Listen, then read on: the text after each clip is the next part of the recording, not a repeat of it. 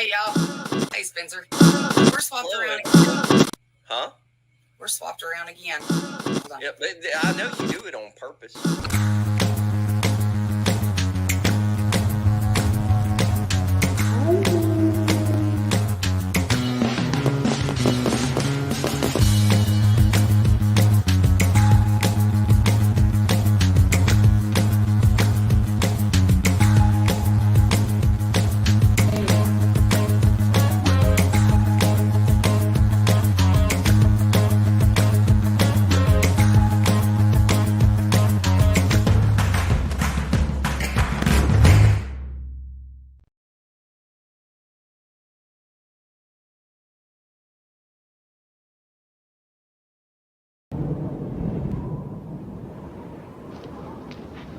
What do you think was wrong? I have no idea.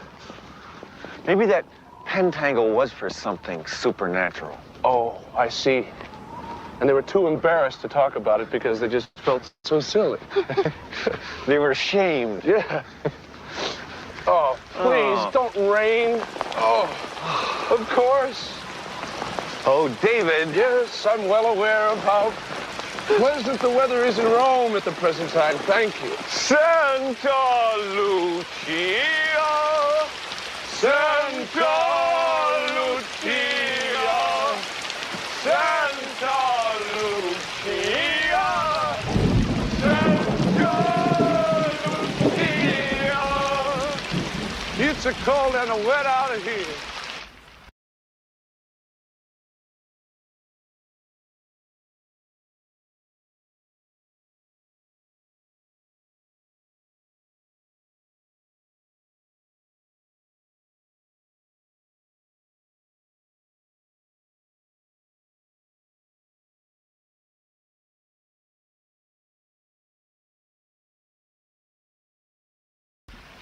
Perhaps they'll be safe in the rain. No one brought them here. No one wanted them here. You could have told them. Me daft. And what do you think they'd say? They'd think us mad.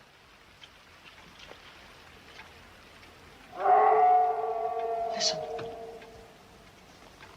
Do you hear it?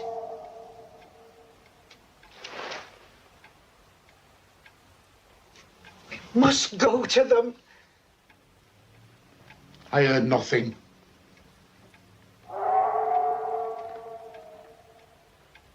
Not I.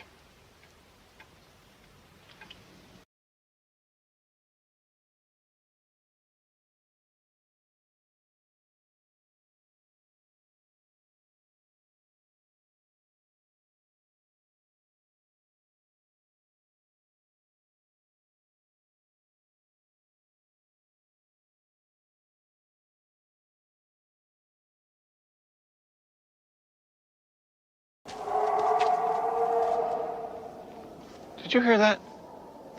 I heard that. What was it? Could be a lot of things. Yeah? A coyote. There aren't any coyotes in England. The Hound of the Baskervilles. Picos Bill? Heathcliff. Heathcliff didn't howl. No, but he was on the moors. It's a full moon. Beware the moon. And stick to the road. Oops.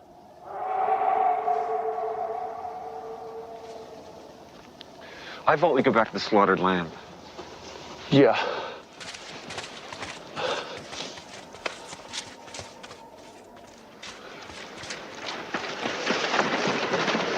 Hey, wait a minute. We're lost. Oh, shit, David. What is that? I don't know. Come on. Come on, where? Anywhere. I think we should just keep moving.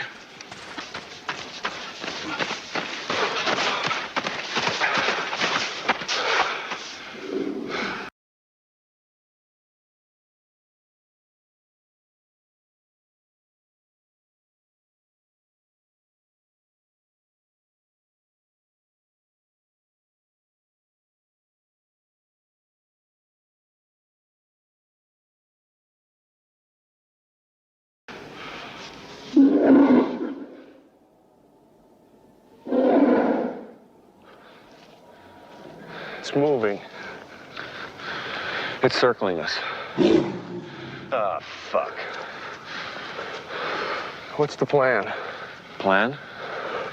Let's just keep walking. That's right, a lovely stroll on the moors. Tra-la-la-la-la. Isn't this fun?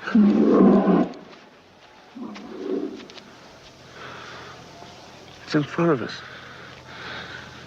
You think it's a dog? Oh, shit, what is it? Yeah, it's a sheepdog or something. Come on, turn slowly, let's walk away. Nice doggy. Good boy. Come on, Jack, walk away. Walking away, yes. Here we are, walking away.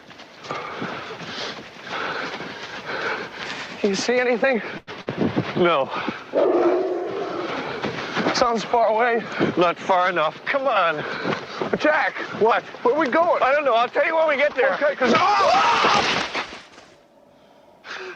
You really scared me, you shithead. You gonna help me up or what?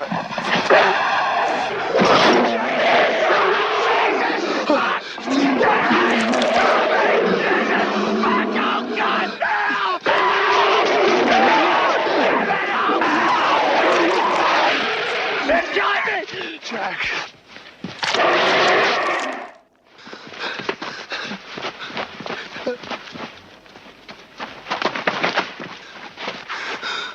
Jack.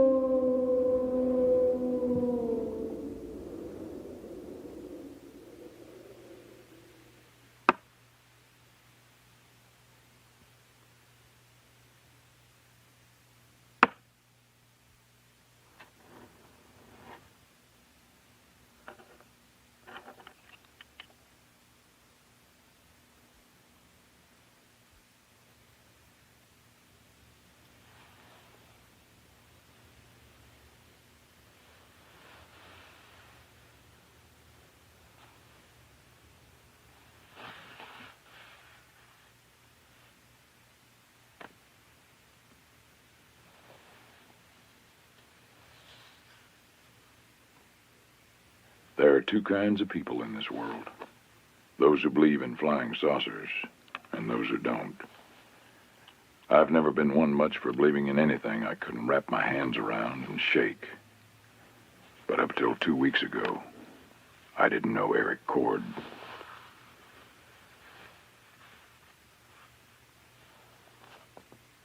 Being part Indian, maybe I should have paid more attention to the ancient superstitions, demons, creatures of the night.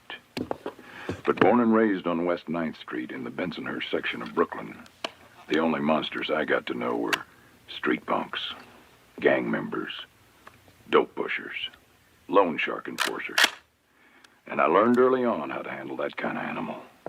My daddy taught me. You can stand up to anything if you got the guts to look it in the eye. If you can look it in the eye.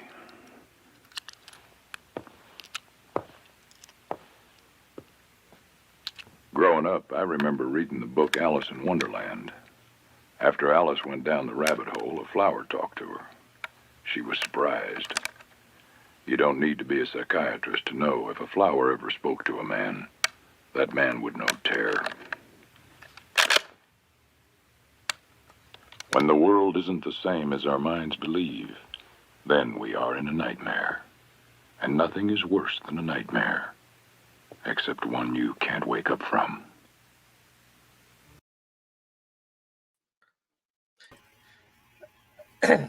Okay. Before anybody gives me hell, that was my idea. And I know it was like 7 minutes long. But anyway. Hey, y'all. Man, look, hey, all I'm going to tell you, that American Werewolf in London as a child, man, that like warped me. That was like, bad. You wouldn't let me put the music with it. Yeah. I wanted to kind of get everybody in the mood. I hope that did the trick because you can't look up Dogman shows. There's not enough of them out there to really pick from. What movies were those off of? Sorry, y'all. I'm trying to fix my coffee. I'm Well, running late. that one was American Werewolf in London, and then the second part what was the show? The TV show was Werewolf. Yep, Werewolf. in Okay, there's the people late last- 80s. Yeah, Wasn't late it? 80s. Mid 80s, late 80s, something like that. Well, anyway, hey, we got people backstage. Y'all in chat. Hold on. Who? I was waiting. Yeah. Who posted that? Who did that? Because we definitely got to say thank you. When did they post that? My goodness. Devil? Before the show came on, yes. Hats off to that. My goodness, man. Overwhelming. Man, wow. Thank you. Thank you. I don't know what to say about that. We'll use it towards the meet and greet, which I got stuff to talk about that at the end of the show. Wow, damn, man, or woman, or whoever you are. Thank you very, very much. Very humbling. Wow. Hey, guys, hopefully this will be a great show. We need to go ahead and bring out Robbie and DA and Kumbo before Kumbo falls asleep. So get everybody up here. You busy on Kumbo. He probably hadn't even had lunch. He went straight from church to here. He's probably going to eat while he's on the show. He always does. Kumbo, how you doing, man? Hungry. I told you. Now, I'll bet. I have done it. You have. What'd Shell you truck stop on the way home. Damn, he Oh, stopped I had a that good up. meal. I had two corn dogs with mustard on them and a bag full of jalapeno poppers, and them son of guns were hot. Where's something And growling? Greg knows what I hurt. Where's something growling? Greg knows. Tell you what. Do what? I said, well, here's something growling a little bit. It ain't a dog man. It's your stomach. Yeah. You can't eat that gas station food. Greg, I'm Kumbo. sure you probably know what I had for dessert. Look there. Patrick Noble showing out. Patrick, Thank you, man, Noble. overwhelming. Thank you, All right, Patrick. y'all, save the money. Thank you. Appreciate it. Stop. Save the money. But we will use it towards a meet and greet. Where's he going now? Bathroom break. Oh, them corn dogs. Jalapeno poppers already went through him. Yes. Damn, we had a 9-minute introduction. them jalapeno poppers. They had a hat on except me. They're a direct call. Oh, okay. There we go. Look at that. I like that hat. This hat. Look. Or paying for the feet pick. hat. Either one. Yeah. Well, my thank you for Texan joining. Thank you for joining. Well, anyway, all right. So, all right. Let's get into it. So, y'all, first of all, everybody knows the whole Dogman thing ain't my favorite subject to talk about, but I think you need to hear about it. I mean, it's kind of like survival, kind of like wilderness survival, in my opinion. If you're going to go in the woods, you need to know certain things to be aware of and certain precautions to take and all that kind of stuff. Now, nobody is an expert on boogers or Dogman or anything like that, but I got a couple people on here that have way more experience than me, than some of us do, a lot of us do. So I figured we would bring them on. Don't start your grumbling now. You already signed up for this. But anyway, so I thought it would kind of be a good idea to go back and talk about the origins of where these things possibly come from. And I mean, we'll talk about the other stuff associated with them, but the origins of where they possibly come from. So before we get going, in case anybody doesn't know, Kumbo, you and DA both, Robbie, I'm not sure I know the answer for you, but I know that Kumbo and DA have both laid eyes on a Dogman? I ain't laid eyes, but I believe I've been stalked a couple times by Me and Robbie were dang close to one. If it hadn't been dark, we'd have seen it. I mean, it was less than 20 yards, and the brush wasn't very thick. So if it hadn't been dark, we'd have seen it. Well, but I saw one in the northern part of LBL.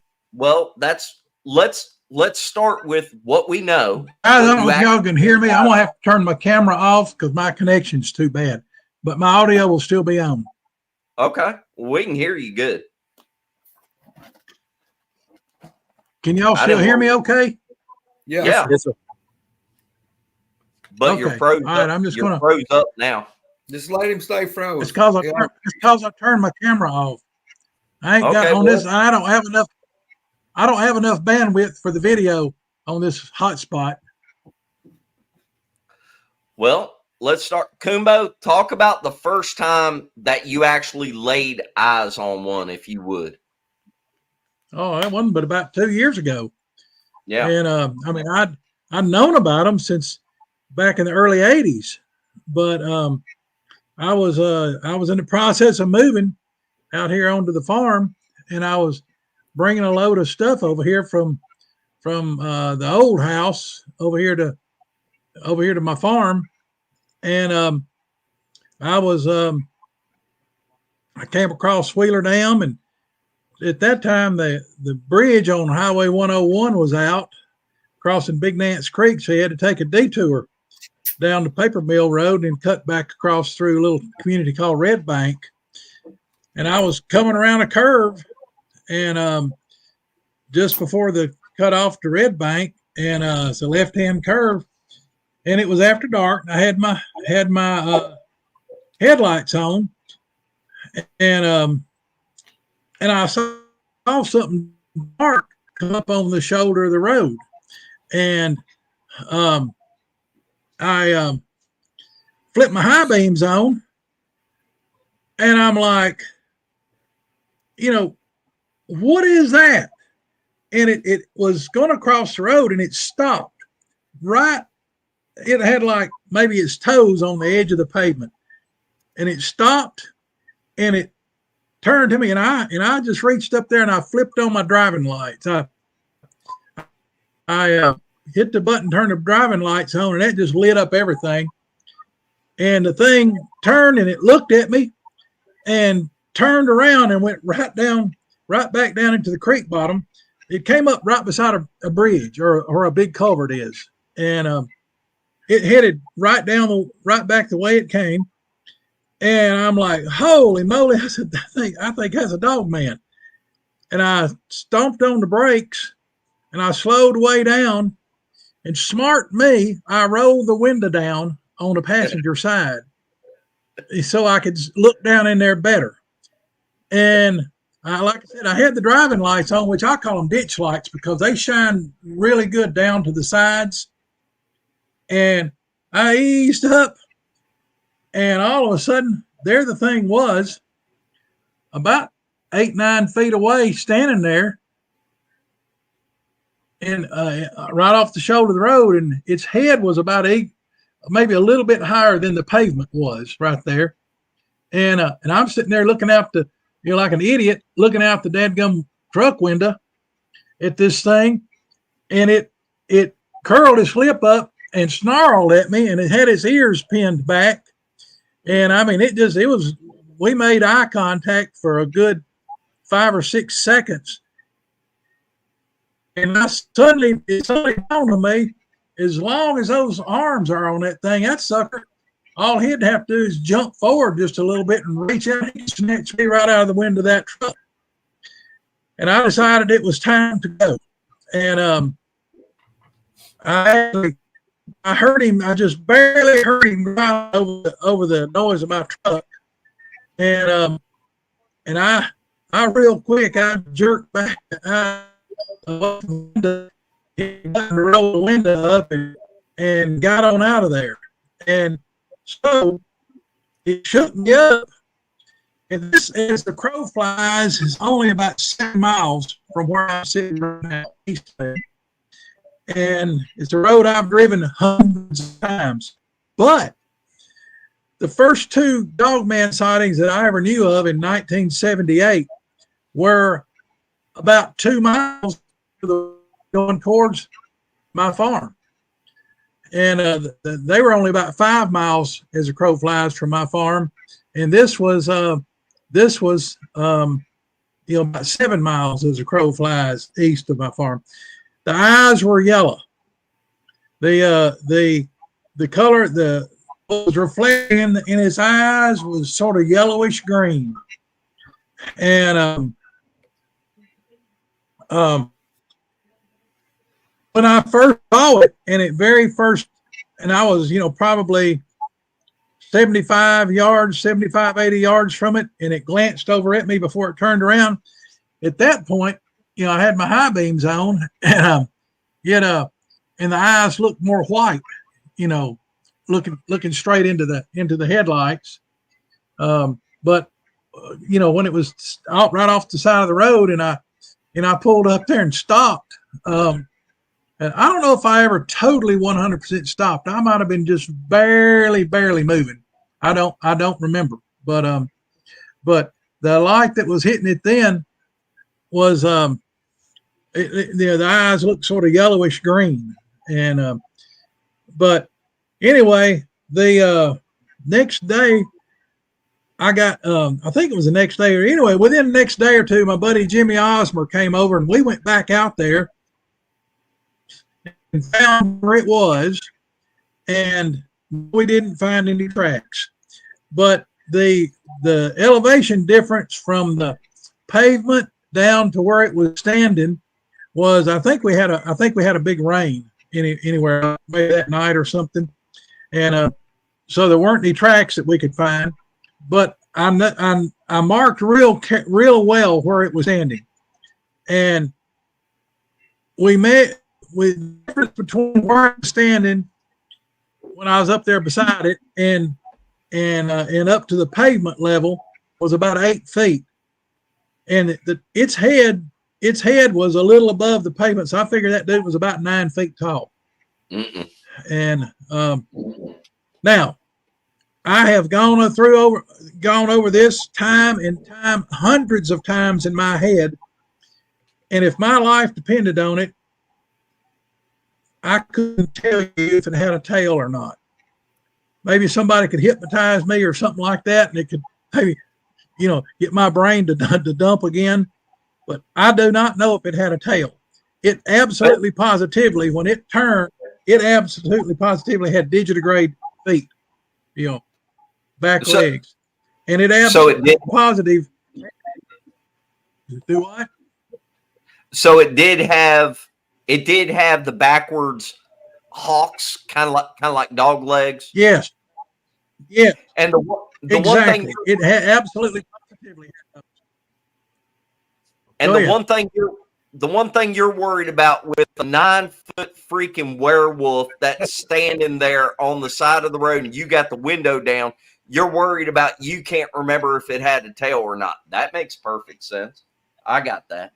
That's what I'd be thinking about. Hey, I've been researching for nearly 50 years, the scientists in me, all the facts, all the facts. And, here I finally get to see one. I've seen lots of pictures. I've had them within 2 feet of me in the past, but I didn't see it. I didn't know it was there until I saw a certain person's photograph of it right next to my tent. But anyway, hey, this is the first person to lay eyes on one, and I was trying to take in every bit of everything that I could. But I can tell you this: some of that big old toofies on him. He had that lip back, and you could definitely see the upper and lower canines, and he had his nose was all wrinkled up, had his ears pinned back, and one of the things I did see was as he turned and he started down in there, I saw his right hand pretty well when he turned and started walking back down it off the shoulder of the road, and his hand was had the knobby knuckles on it and everything, just like a great big huge raccoon hand. I knew you And were it gonna say looked identical. And it looked identical to what was in that photograph that was taken down at LBL, right where he was walking right up next to my tent. The hand looked just the same. And now I can't tell you how big the claws were because I was still at that point probably, 45 to 55 yards from it, but closing pretty fast. I'm trying to stop. Let me ask you this. I already answered about the eye color. No, well, you've already mentioned the eye color. Go ahead and tell 3D Havoc what the eye color was again. All right. When I first saw it and put the high beams on it, and it turned around, as it turned, it actually turned his head just a little bit for a second before it turned.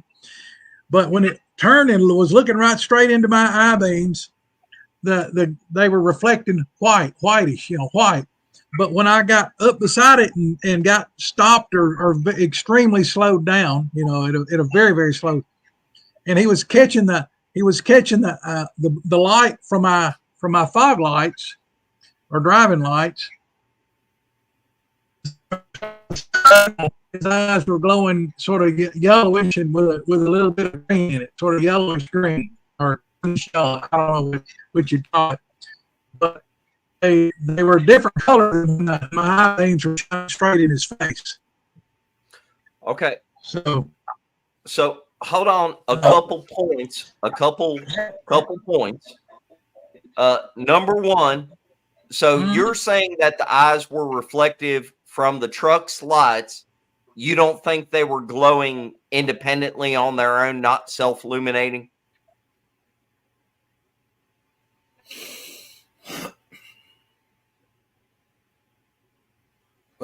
Man down. You there? Oh no, we lost him. Damn, I had a couple satellite. He may have to get back on his phone. And guys, from where I'm at to where he's at, it's about 50 miles, and it's thundering back that way. So I don't know. Yeah. I hadn't looked at the radar, so he may be having a storm come through. Man. And I know some of y'all's asking questions. I'm working on if it's not something. Yeah. Hey, Spencer? Yeah, yes, sir. We can hear you. Did you, Kumbo, can you hear us? Kumbo? If you can hear us, log off and log back on, please. Pretty please. He's suffering from connectile dysfunction. Yes. Hey. Hold on. We can kind of hear you. Can you hear us? He's going to be thinking he's back at NASA trying to make contact with a shuttle or something. I'm not hitting him up for some super secret information. I do it every show he comes on. No, wait till the end at least. Wait till the end.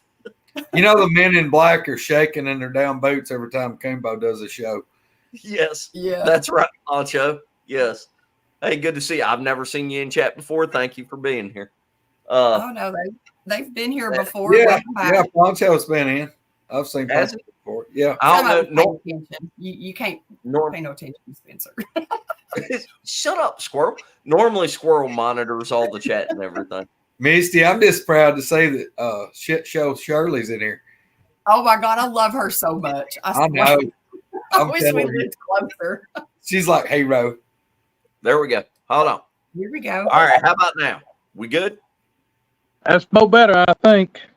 Okay. I'm gonna take my head off. Welcome. I'm just right on my phone right now. Well, you're actually pretty good on the phone. Yeah. Yeah. Can y'all hear me pretty decent? Yeah. So. Okay. And I'm gonna lean my phone back up here against my computer. So where were we? So I asked you, do you think were the eyes reflecting the lights off your truck, or do you think they were self-illuminating?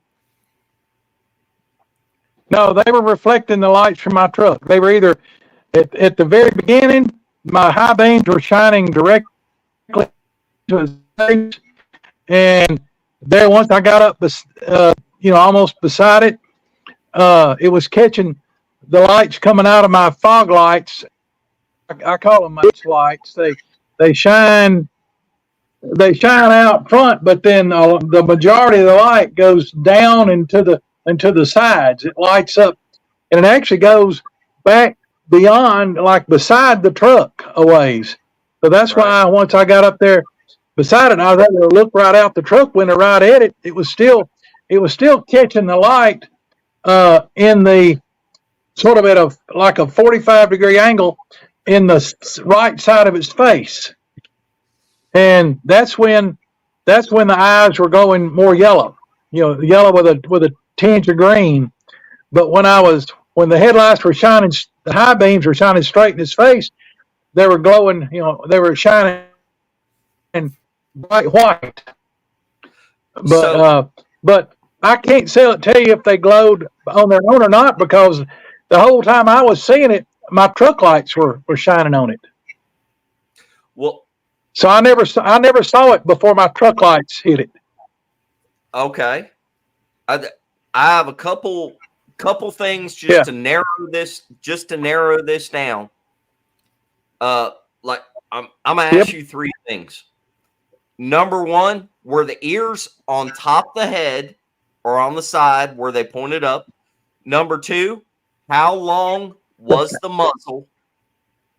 Number three, you've actually seen boogers in real life several times. What was the difference physiologically? Like, what was the difference between a dog and Okay, well, describe it, please. All right. Well, no. Let me answer the ears first. The ears were more on the upper sides of his head. Okay. Of course, I didn't ever see him standing up. When I got up there where I could see his face good, his ears were laid back, and I'm saying his. I don't know. It could have been a female. I wasn't looking at that part of the anatomy, but it was how long his ears were laid back, and oh gosh, the muzzle on that thing was probably 10 inches or so, 10, 12 inches, something like that. I mean, it had a long muzzle, and I'd say from its what they call the stop. That's a dog show term. The stop is like if you look at the German Shepherd from the side, that's where it drops from the skull down to the nose, and that's the eyes sit in the stop. And from the stop to the end of its muzzle, it could have been a foot, probably close to a foot, 11, 12 inches, something like that, maybe even 13 inches. But you said you think it was probably above 8 or 9 foot tall. So was it proportionate? Its head looked large for its body. It had a big ruff of hair up on its back, and almost like a lion's mane or something. Yeah, but it was a lot more. The hair was a lot more coarse and sort of. It wasn't near as fluffy as a lion's mane. It was more like dirty dog hair, I guess you'd call it. But in his head, the cranial part of the head was, his head was probably, 15 inches wide, something like that, 15, 16 inches wide. I mean, big wide head on it. And like I said, the ears were just right off the top of the head, just right at the upper sides of his head. And like they were laid, he had those ears pinned back. And the snout was proportionally wider than than any of my German shepherds, and maybe even wider than a wolf. I don't know, but it was the snout was probably 5 inches wide, something like that, probably 4 or 5 inches wide, and it was but the whole thing didn't last over 5 seconds. Where I was up there, where I could see his face real good, because it just when it when I pulled up there, it had his ears laid back and it had his teeth bared at me. But once I sort of came almost to a stop, and I'm leaning over and I got the window down, I look out there and I let loose a few appropriate words, or I guess unappropriate words. Anyway, I sort of got diarrhea of the mouth, is just about in my breeches too. But anyway, I was saying some stuff. I couldn't believe what I was saying, and that's when it sort of jerked and snarled. It didn't snap, but it sort of it sort of lunged forward just a little bit, and maybe 3 or 4 inches, and it bared his teeth even more, and pinned his ears back even more, and that's when I heard it. I heard it make a noise, and that's when I decided it was time to go. I realized I looked down there and I saw how long his arms were, and I realized that all that thing would have had to done is take about a half step forward, and it could have reached up and snatched me right out of my truck. And that's when I decided to go. But the whole thing. Go ahead. Did you get any personal input, feelings, intuition about it? I mean, did anything wash over you that was different than a booger? Like, did you have a feeling that it was more evil? Is there anything really precise that it left you feeling whenever you saw it? Well, we swapped cell phone numbers, and I just kidding. I tell you what, I did not feel. The very first report I ever took, where I knew for sure they were talking about a dog man, was back in 1984, and the lady there that was so upset, she said repeatedly that she felt like it was trying to suck her soul out of her body. I did not feel that at all. None. Okay. I never felt any, really bad malevolent intent from it. The impression I got was that it was more PO'd because I had disturbed whatever it was going to go do. I had disturbed its routine or something. I had messed up its hunt or something like that. And that was the feeling that I got. Rather than it was not out there to get me. I just happened to stumble across it. That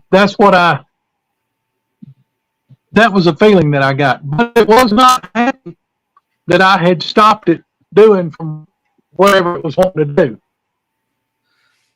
All right. So, but it wasn't out. It wasn't out doing so hard down there and kill somebody. I got no feeling like that at all. I got what it was actually because I disturbed its routine. Okay.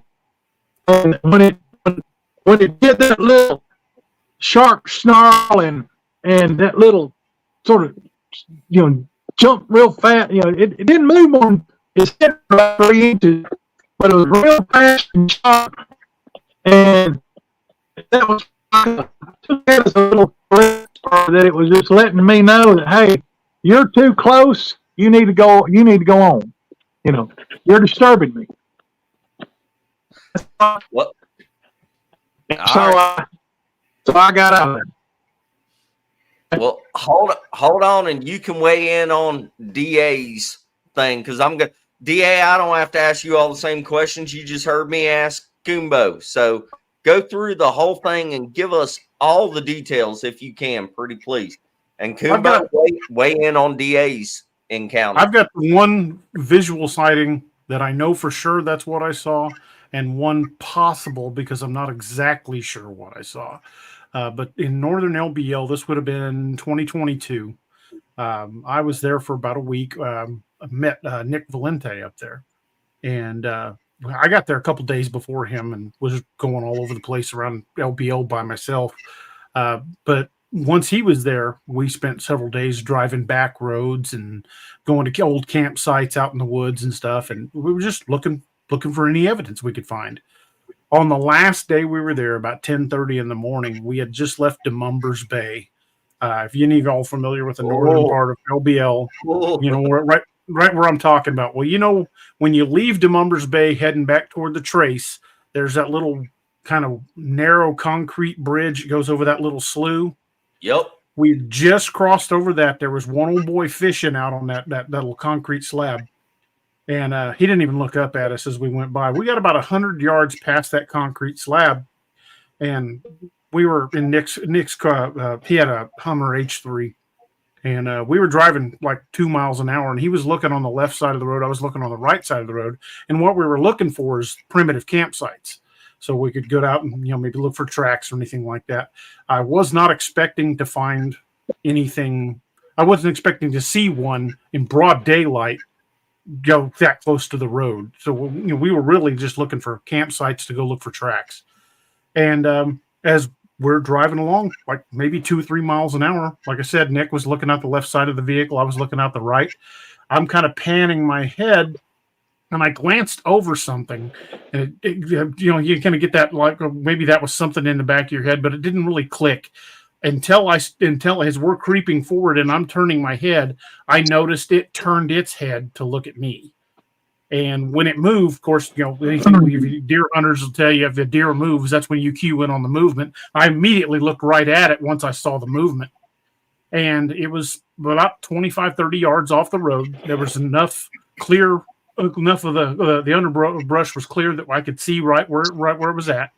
It was standing with its right hand up against a tree, just like it just hanging out there all day long. You know, it was pretty good size, but it wasn't built like a linebacker or a bodybuilder. It was built kind of lean, completely black, and the head was very, very much like a wolf or a German Shepherd. It had that very distinct dog-like head, but the snout was shorter and blunt like a Mastiff.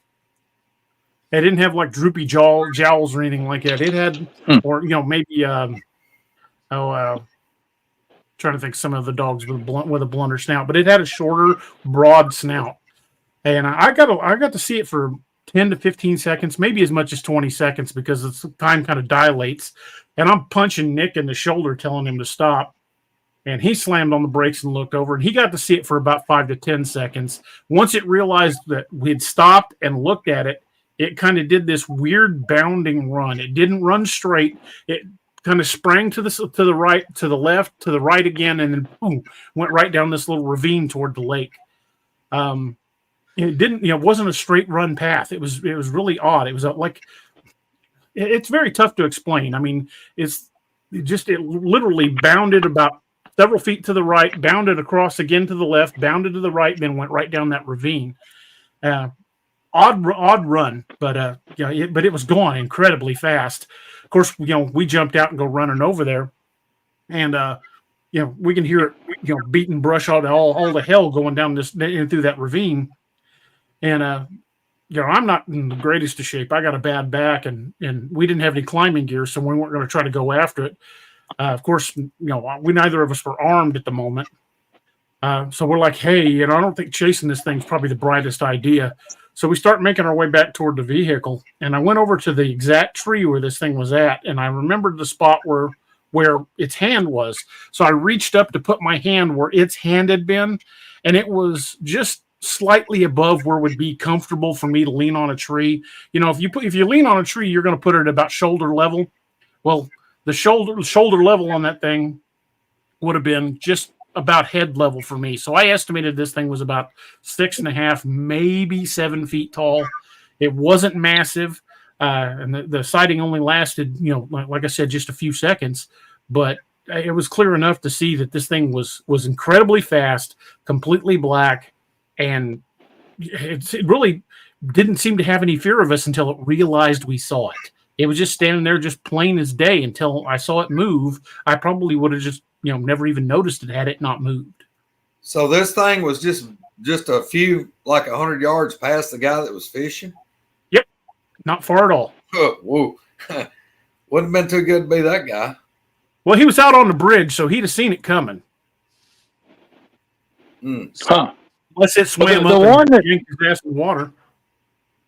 The one that I saw, the color on it was, it wasn't gray, but it wasn't all the way jet black like Niffy, I don't know if y'all can see her, my little black German Shepherd. It wasn't as dark as my black German Shepherd, but I've wondered if the way the lighter colored fur on it was sort of blotchy, and I've wondered if it hadn't been gotten into some gumbo mud down in that creek bottom, because right in that area there's a lot of clay and stuff down in those bottoms, and you got the red clay, yellow clay, and gray clay, and I've wondered if the gray wasn't some of that gumbo mud that maybe had been off in the creek or something, maybe trying to catch fish or something. I don't know what it'd be in there for, but it wasn't clean looking, and it wasn't just shiny black. So that was one of the things that I noticed. I know the one that the guy got the picture of up there when we were camped up there in LBL. That thing was almost pure black, but it looked like there was a little bit of like dark brown on its belly and on its and a little blaze around it on its side. It wasn't solid black. And he had a good 8x10 color picture of it. And if we could ever track him down and get a copy of that picture, it's probably going to turn out to be the best Dogman picture in existence. Yeah. Kumbo, anyway. Kumbo, I don't know if you'd want to tell, but I know one of let's say it was a couple of years ago when we was at LBL at when Mark and Larry had a meet and greet, we were all up there. Let's say, no, that would have been before. Right. That would have been before the meet and freeze. But we went out that night. It was me and you and Troy and Cheryl Corntassel and just a wad of us. Jack Oakirk was there. But they got a recording those bridges of a howl that night. Yeah. It was horrendous. There was 3 of them. Once we got to playing with it, well, yeah, if you remember, there were 2 that were out to the southwest of us, but there was another one that was back behind us. And once we got doing some analysis on those, because Cheryl recorded that with some really good stereo mics, and we were able to play around with the balance. I mean, with the different. We were able to separate the 3 separate calls, and we were able to verify that our initial thoughts where they were coming from were pretty much correct. And anyway, yeah, there was 3 of them that we got on tape, and I've got do what? I was going to say, just so everybody knows, those calls that he is talking about, they have been played on Sawdust Beast. I don't know the episode, but if you go back and look, Coonbo actually gave Mark Newbill the ability to play those on Sawdust Beast, and they are creepy. And as somebody that does audio, damn, I'm froze up again. As somebody that does audio, they are not the same thing as what we think of as a booger howl. No. Right, totally different. We've run them through. We've run them through some very. Oh shit. Uh-oh. Uh-oh. Am I back? Can y'all hear me okay? Yeah. We got you now.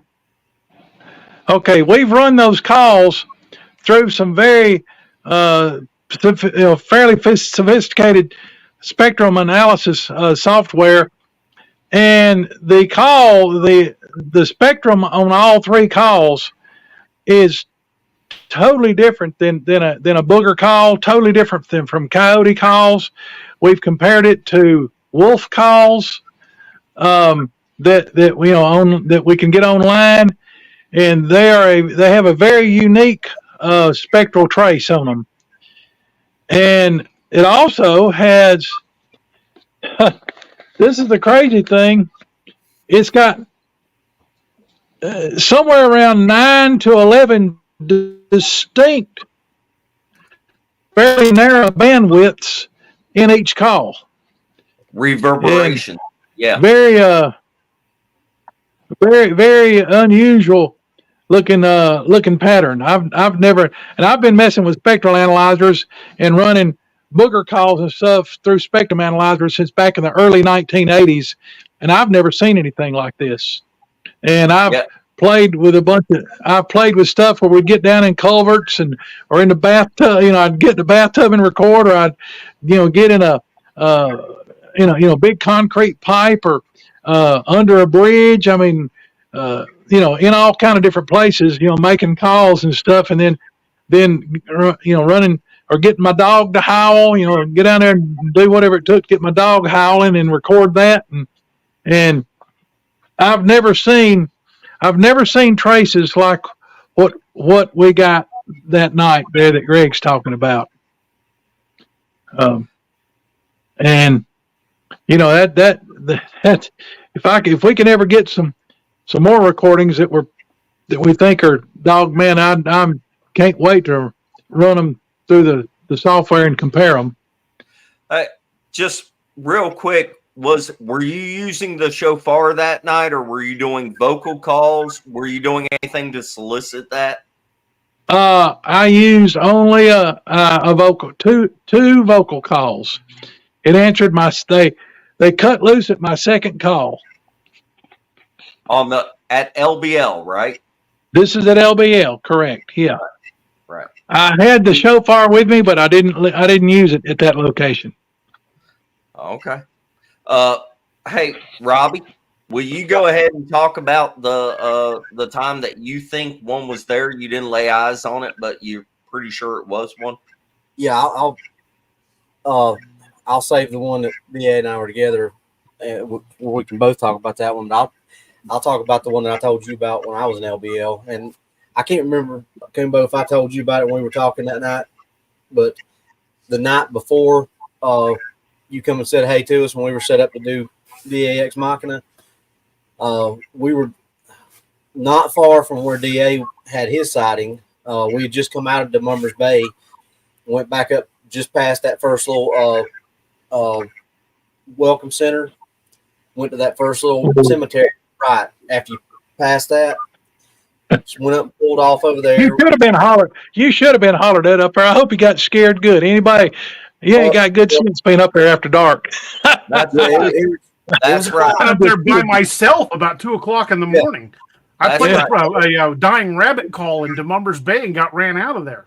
DeMumbers Bay is not a place to mess around. And for anybody that is watching this show, hey, we are being dead serious about LBL. And DeMumbers Bay is, don't go there if you don't know what you're doing. I'm not kidding. I'm dead serious. Yeah, he's serious. There's Bigfoot and Dogman ain't the only thing you got to worry about up in that area. Yeah, and that's all And as far as Scump says, that's all I got to say about that. Why, Tim? I would love to talk to you about this off the show and get a little more information, because like an idiot, I went into DeMumbers Bay about 2:00 in the morning. There was not a soul down there, nobody camping. And I got the bright idea of playing a dying rabbit call, and it got hairy. Yeah. I've got some old audio of we went down in there, and I don't want to give too much information, but we went down in a particular place down in there, and we went in as far in as we could go. Where if we'd have gone any further, we'd have had to go on foot, and if we couldn't have gone too much further, we'd been in the water. But anyway, I made one call down there, and my God, back the way we had come from about 4 different locations, the woods just came alive. And the bad part about it was they were slowly working their way towards us. And we finally, all of us got in our trucks, and we got lined up, one single file, one behind the other. And we stayed close together, and we locked the doors, and everybody got out what guns they could handle inside the trucks, and we got the heck out of there. I mean, it was that normally I wouldn't run like that, but that we had quite a number of women with us that night, and they were having a come apart, as my wife says, and wanting out of there. So we got out of there.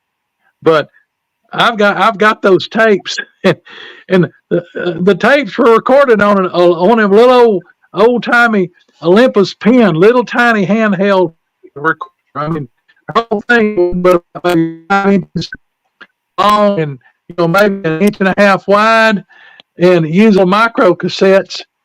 And for the calls to sound like what they do off of that thing, didn't even have an external, a separate mic. It was using a little microphone built in it, and I can take that thing and play it through my surround sound system, or the JBL studio monitors. They're gonna start getting itchy feet, wanting to get the heck out of there. My dogs don't like it at all. But anyway, I'll shut up. But yeah, but that area down there is just, it's got a weird vibe even during the daylight. What else did you see down there at Demumbers Bay? Robbie? Oh, me. I didn't. Yeah. Right in there, didn't. You cut out, and all I heard was I didn't. Demumbers Bay. We'll talk about offline. We'll talk about some other things in that general area. There's that whole area up there is I've heard somebody say it ain't right. There's a lot about. Damn, I'm froze up again. There's a lot about LBL. This is, again, we'll let Robbie talk, but I'm just telling you, for those of y'all listening, do not just go to LBL and go out in the middle of areas that you don't know where you're at. Especially don't go alone. Don't go at night, and don't go try to antagonize stuff. You're gonna get surprised. There is stuff out there. We are being completely serious on that. Robbie, and carry on. There's stuff out there that we have seen good and seen up close, and we still don't know we don't know what we saw. So, and I was down there one time, and we were down in a particular bay, and we were on the north side of the bay, and there was some folks over on the south side of the bay fishing. And all of a sudden, those people start hollering and yelling. And I mean, you see stuff. We've seen stuff down there in the daytime. We don't know what it is. And the folks right across the bay from us, they started raising Cain and hollering and everything. And we heard them, firing up cars and spinning tires and stuff. And so they're heading out of there. Well, I want to know what was going on. So the two roads come together about a little over half a mile from there. So me and another guy, we jumped in my truck and took off, and we met them right there and we were sitting there waiting at where the roads came together, and boy, they were tickled to death to see another human being, and they stopped, and they were all upset. The girl was crying. I said, well, what in the world what did y'all see? What went on? And they described it to us, and it was exactly exactly what we had seen there 2 years earlier, but on the north side of the bay. And it was also, our sighting was in broad daylight, just like theirs was. So there's stuff down there, let me tell you. Yeah. That's all like I said, that's all I'm going to elaborate about online.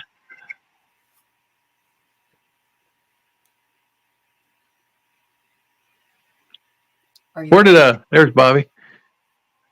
Yeah, go ahead and tell Bobby. Cutting out, Kumbo. Can't hear you. I think he's trying to tell Robbie to go ahead and talk. So the area we were at was pretty much the same area that DA and Kumbo both talking about. We get up there, and it's probably about 10:30, 11 o'clock, somewhere around in there when we got out. And Greg Ogles was with us, me, Johnny, my co-host from What's Really Out There, my daughter, and her boyfriend. And we went on the premise. Greg's like, "Well, I've seen orbs there. We'll go see if we can see some orbs." I'm like, "Okay." I'd never seen them. I'm like, "Yeah, let's go." So we get there, and DA loved to joke about the Robbie rule when we go out. There was no Robbie Wrangler that night.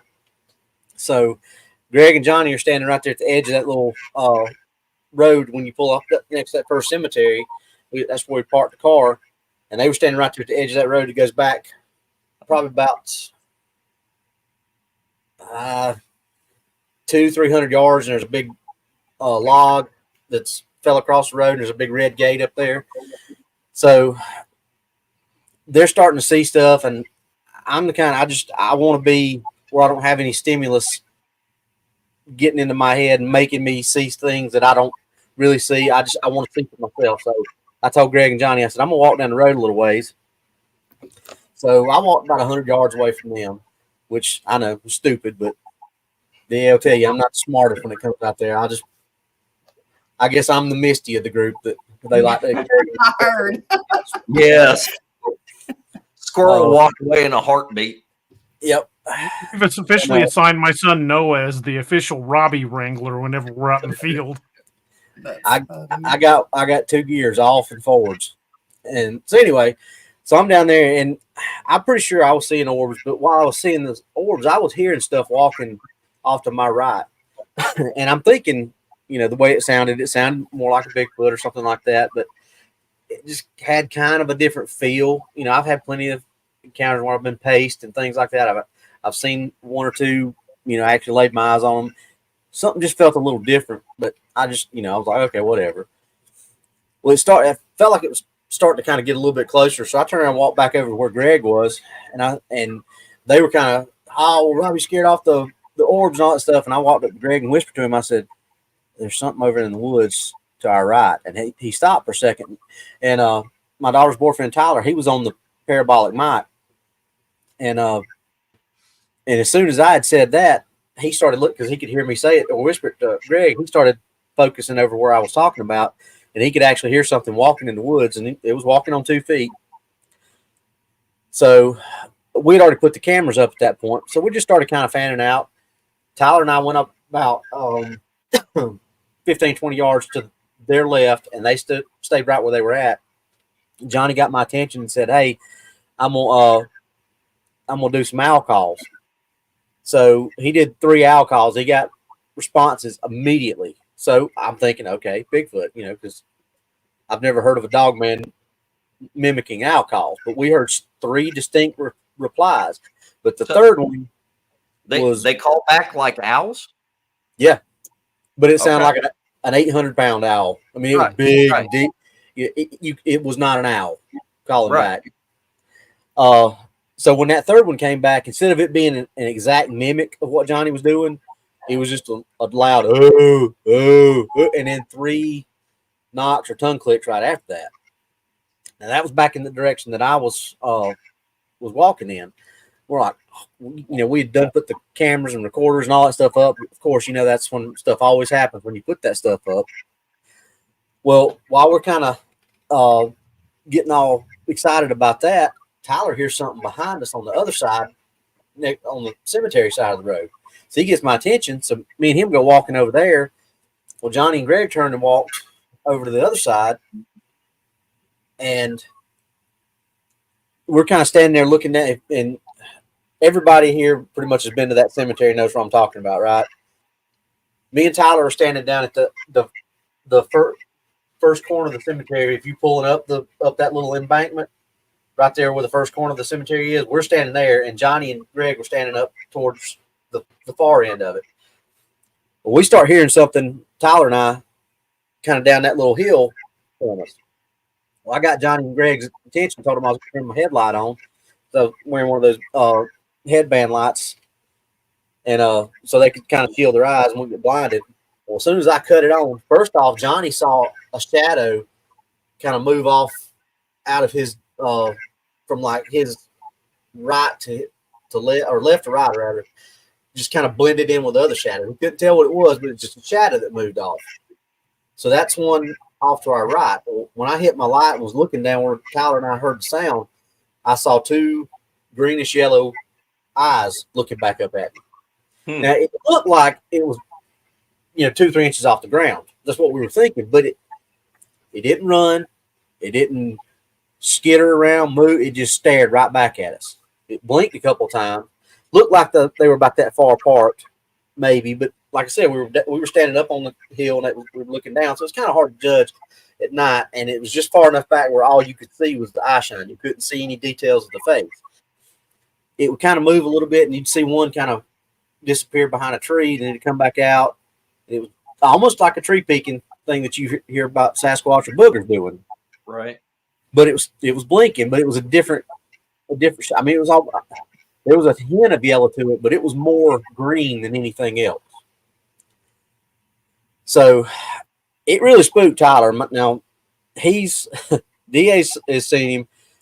He ain't no little fella. He's about 6'8", probably about right at 275, 280. He's a big youngin. But it spooked him because he started saying, "If anybody's down there, we're armed." And he said that, just kept repeating that. And he was like stuck in that loop because it was just his OODA loop got interrupted. Greg, he's in serious mode. Yeah. So while we're sitting there focusing on that, and Greg and Johnny got down there, and Johnny couldn't see it at first, so I grabbed a hold of him and pulled him in front of me because I was kind of hunkered down. So I stood up a little bit, pulled him in front of me so he could see it. And he said, "Well, is that a possum or an armadillo or something?" And I said, "Johnny, it ain't moving. It ain't running away." And we're all up there yelling and screaming and moving around. Small animal like that, 9 times out of 10 would have ran away. So while we're doing that, Greg hears something behind us. We all turn and look and hear something off in the area where they were at. Turn back around, eye shine's gone. Never heard anything, never heard it move, never heard it leave, but it was gone. Just like that. I'm like,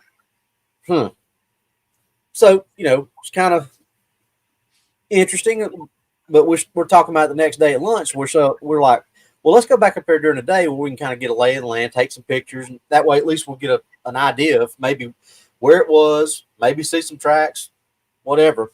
So we go back there during the day. Tyler knew exactly where he was standing because he was standing on one of those flat cemetery stones that somebody thrown out of the actual cemetery.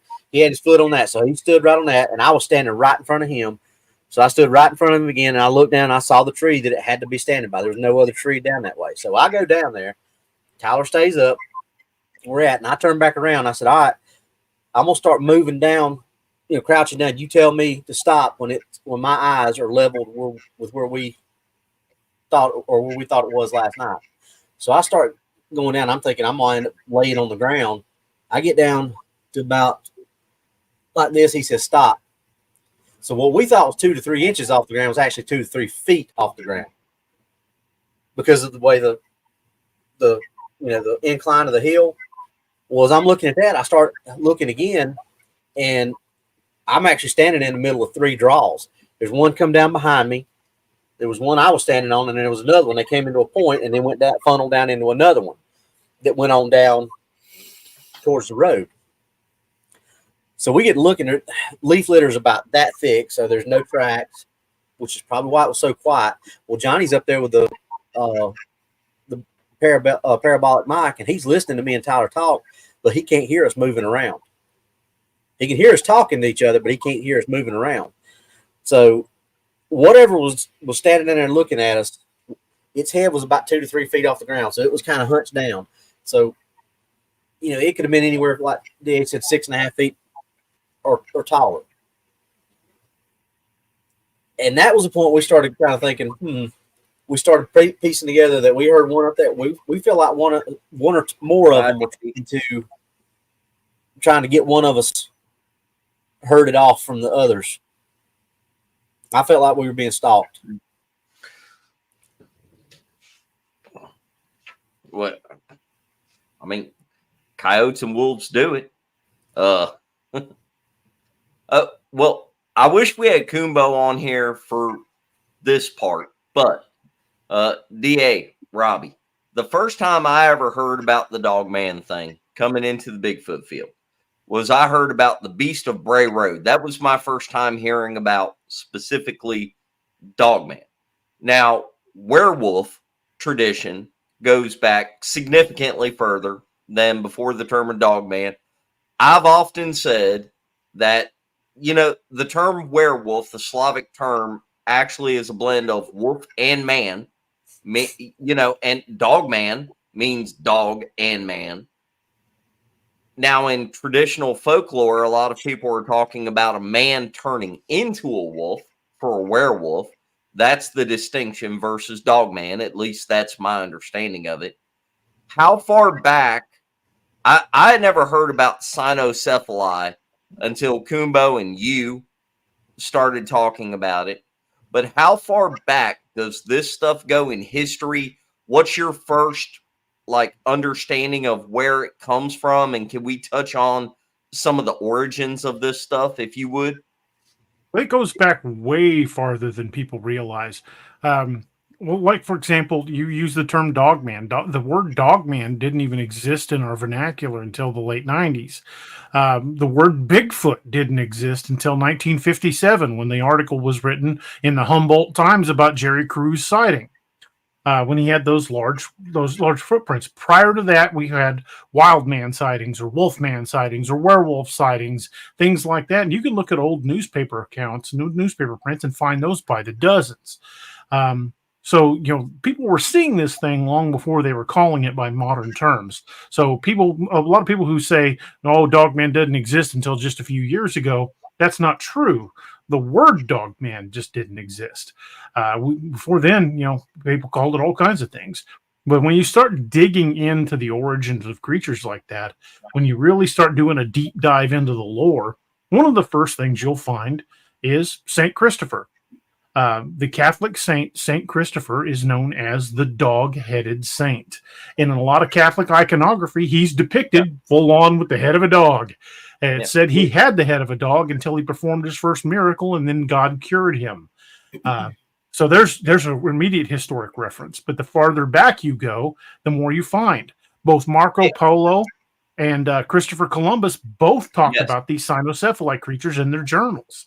The ancient Norse had the Ulfhednar, which some believe actually took on the presence of a wolf in battle because it was said no blade or arrow could stop them.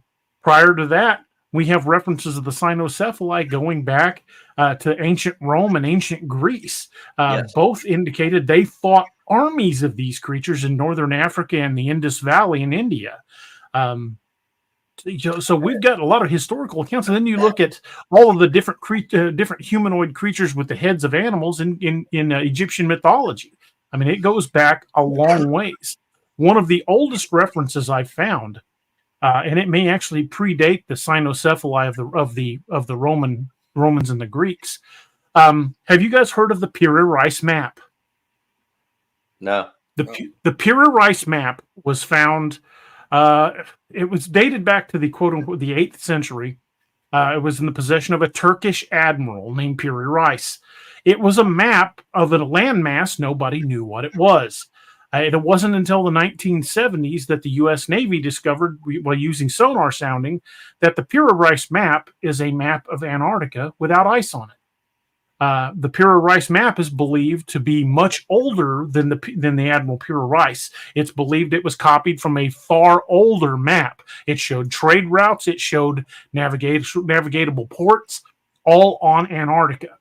And if you look in the margins on that map, there are drawings of Bigfoot and Dogman type creatures. Really? Yes, I have a copy of the map. Yeah. Yeah, we did a whole show on it. Yeah, don't forget the castles and the big walls around the castles. Mm-hmm. So there's a lot more to Antarctica than being told. Yeah. Well, I mean, is it possible that this was at a time whenever all of the continents were one landmass? No. Separation. No. Yeah, it might not have been as far south as it is now, but it wasn't attached to any other landmass. Yeah, because there's ocean all around it on the map. Really? Because there's depictions of ships and some sea creatures or sea monsters, whatever you want to call them, on there too. So it's not the entire supercontinent like you're talking about. It's just that what's Antarctica. We could do a whole show on the megalodon. I still believe I the watched the megalodon. documentary on that, but I didn't know that's what it was called. Damn it! I'm frozen. Don't get Robbie started on sharks. No, well, that's his favorite. Hey, we could talk about that. I mean, this show is not necessarily dedicated to Bigfoot. Just so everybody knows. Look at that. Is that a replica? No, that is an actual megalodon tooth. Where'd you get that at? I got my sources and my ways, buddy. Oh my gosh! A buddy of mine was he got it. He was a tattoo artist, and he tattooed a guy one time, and the guy didn't have any money, so Zurcher took that from him for payment, and me and Zurcher were buddies. And before he died, we were talking about one day. He knew how much I love sharks. He said, "I got something for you," and the next day, he met up with me and he handed me that. And I'm like, Reggie, you can't give me. He said, man, he said, I don't care nothing about it. I don't want it. He said, I know how you are about sharks and stuff like that. Here, I want you to have it. And I've had this for probably 17 years. And this is one of my prized editions. Man, those things will fetch a premium. I mean, they're expensive. Hey, hold on one second. For anybody that is like computer literate, because I am not. And if you know what is going on, somebody hit us up on the email. But ever since, I don't know, 4 or 5 months ago, my internet works perfectly fine, except for whenever I do lives and on my. You know what it is. Do what? I said, we done talked about this. You know what it is. I know, but still, I'm going to put this out there. If you guys have any ideas, I keep getting cut off. I'm the one that opens the show most of the time. And just weird stuff, weird anomalies have happened a lot in the past 6 months. I don't even know how to explain it, but it's ramping up. And man, if somebody can walk me through how to do something to check for, I don't even know what to check for, but if y'all know more than me, somebody let me know. It only happens whenever I'm doing a live on YouTube on my own channel because I'm the one that opens the channel. I don't know what's going on. Yeah. And Kumbo's internet is completely down. He drove out a few miles away from his house trying to get back on his phone.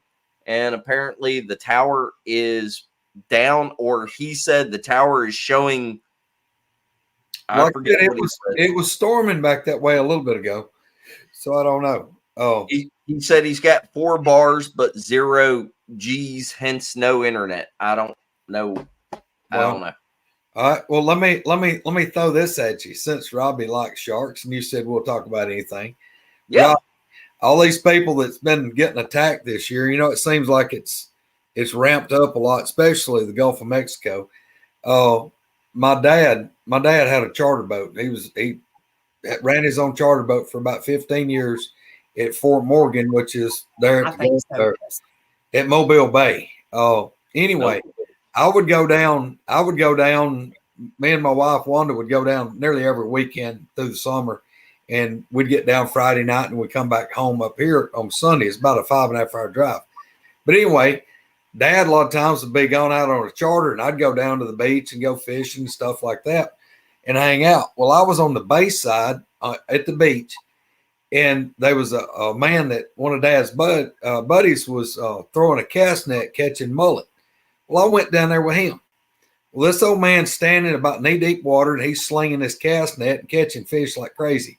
Well, I'm sitting up on the dune watching him, and there was the remnants of an old pier. It was, just, wooden posts sticking up. The pier was gone, but these poles were up. Well, out there about 200 feet on one of these posts, there was a big old pelican, and he was sitting on that post. Well, here in a minute, that pelican, he jumped up and he swooped. You know how he was just lumbering along, swooping, and he was right over the water. And he flew and came up to the dry sand and just pitched up and sat down on the bank. Now, where this thing landed was about 5 or 6 feet on dry sand. From where the waves were stopping, this pelican lands on the beach on dry sand. About 50 feet before that pelican got to the bank, as it swooped over the water, there was a big swirl. Now, I'm talking about a swirl bigger than a car hood. The water just swirls, and I see the water just like a V behind this pelican. And y'all, when that pelican went up and landed, the water parts behind this pelican, and there's about a 7-foot bull shark. I'm talking about this thing looked like it was big around as a 55-gallon drum, slides up on the dry sand on the bank with its mouth open and chomps that pelican. And I'm sitting there with my mouth gaped open because this happens 50 feet right in front of me. That thing sit there and it chomped that pelican, and that pelican goes out of sight, and that shark starts flopping and turns sideways, rolls down the bank back in the water, and just swims off.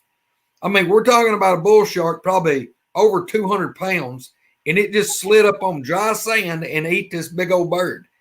And I'm going, shit, you ain't even safe on the bank.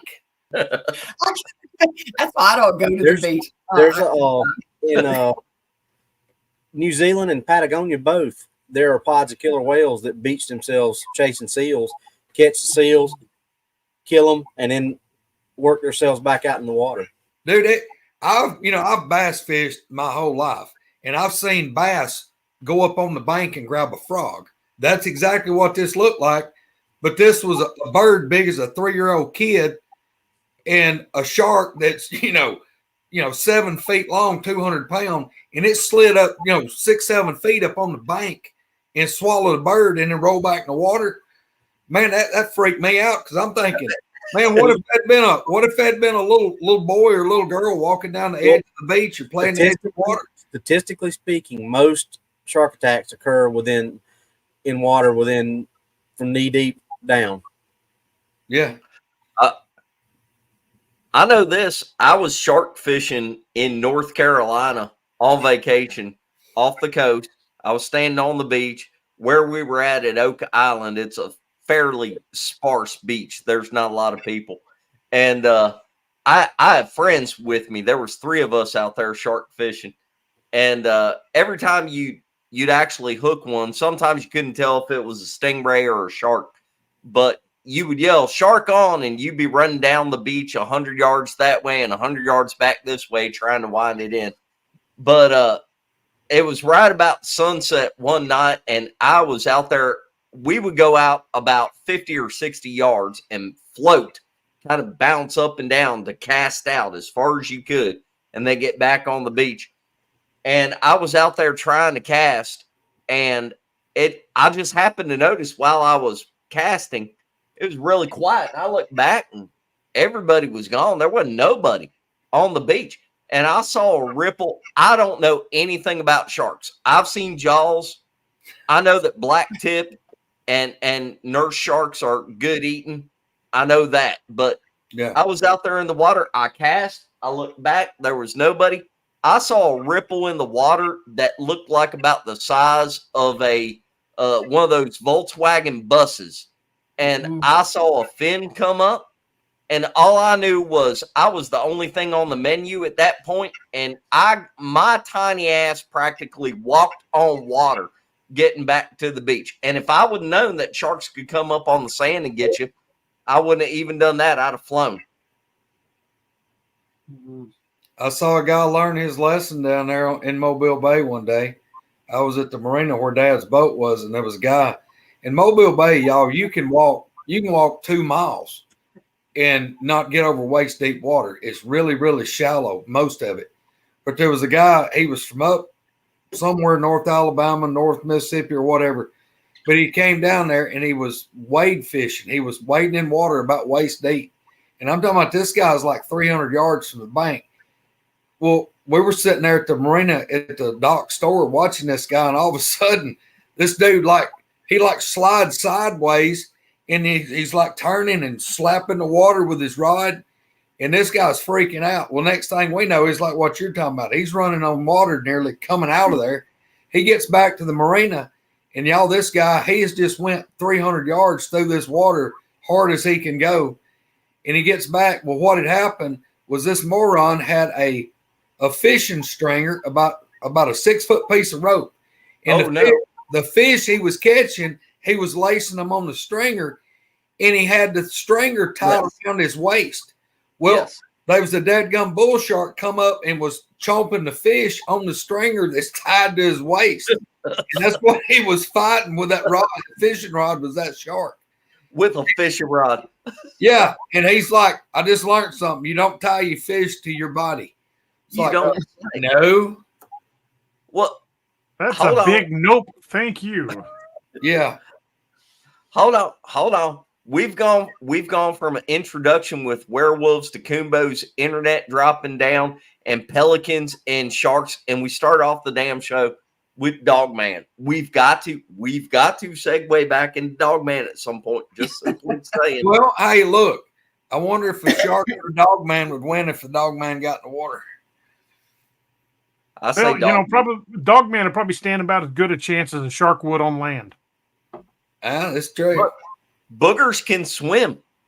Dogs, domestic dogs can swim. Well, why couldn't the Dogman swim? And why couldn't the Dogman mess up a shark? Anyway, that's a good movie. Kind of like Sharknado. It'd be Dog Shark. All right, look. All you got to do is go back and listen to DA's audiobook that Cam done. Listen about the Shark Man. Blood Eagle. Yeah, the Blood Eagle. I haven't heard that one. See, you're missing out. I'd have been telling you're missing out. Well, DA, Robbie, since y'all are the guests, hey, tell us, like, how do you think Dogman on this continent, what we're talking about, what we're referring to as Dogman, do you think it came from somewhere else? Do you think it's always been here? How do you think it got here? When do you think in America it was first documented, discovered? And also go into, I mean, you guys get way more like emails and people contacting you and everything. Tell us about some of the scarier things that you've heard about dealing with Dogman. You want to go first?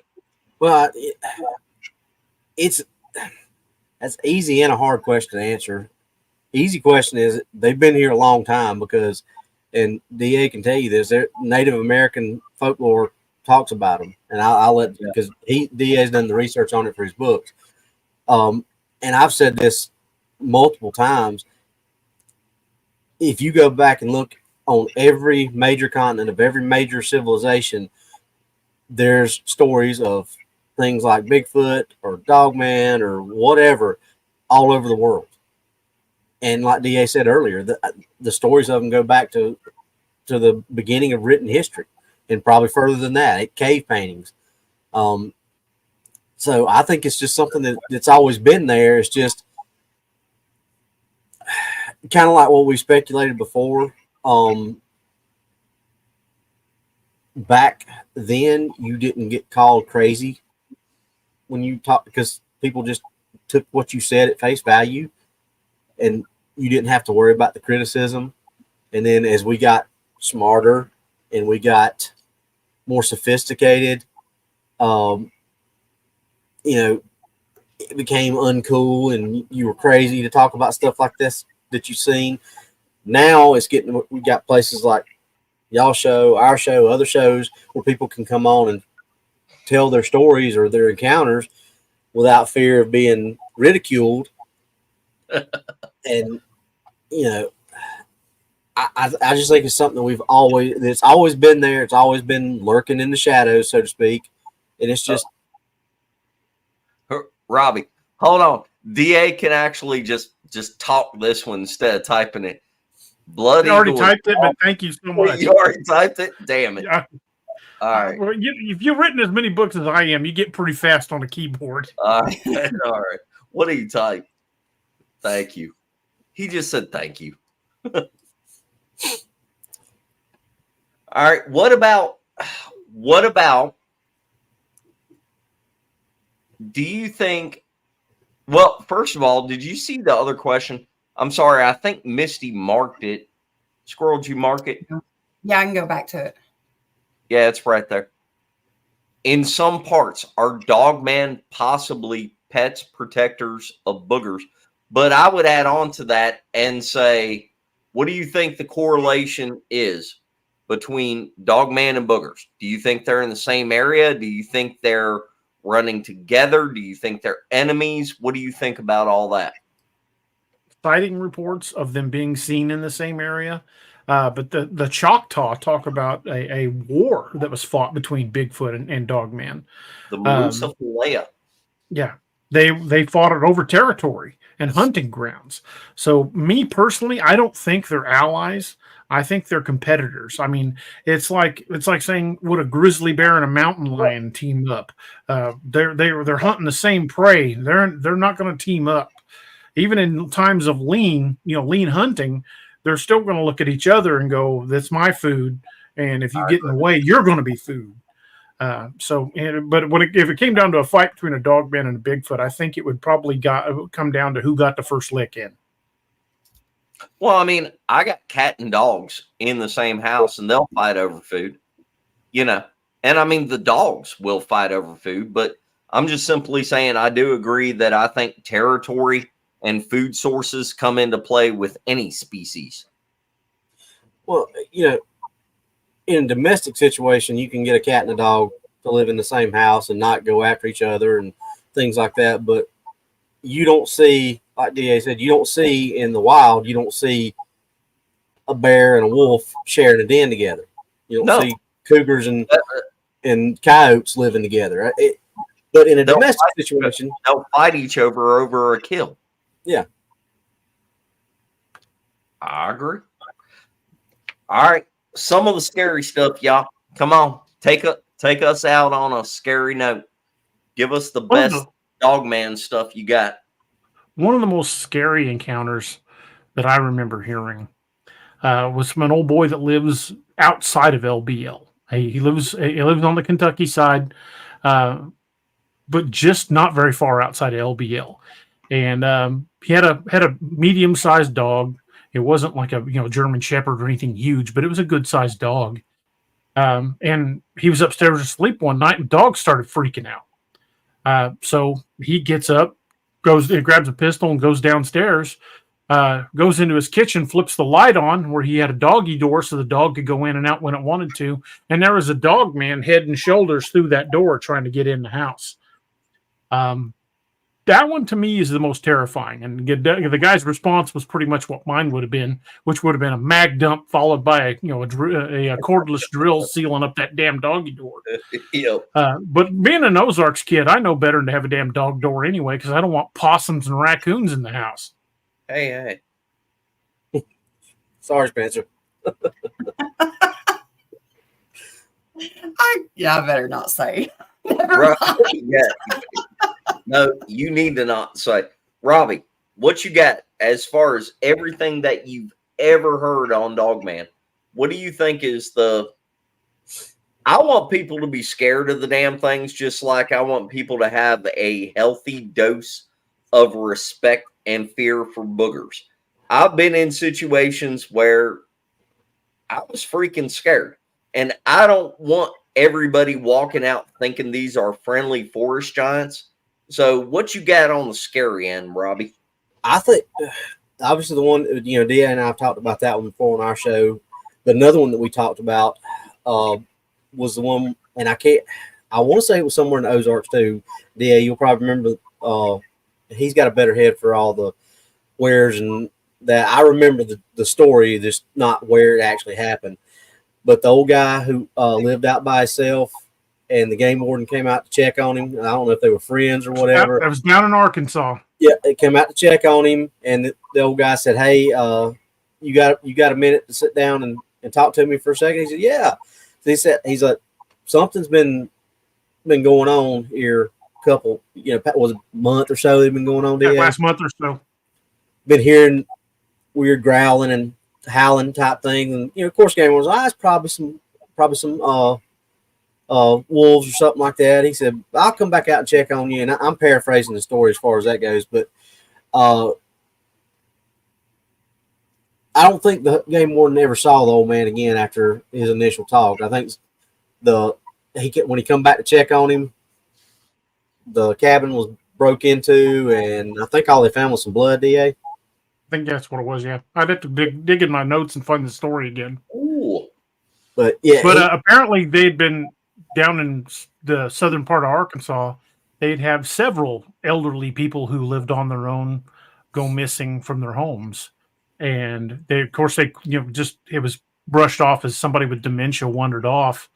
It was never reported as an animal attack, but in all of the cases, one day they were gone. One guy wandered off with the car door open to his vehicle and groceries still laying in the front seat.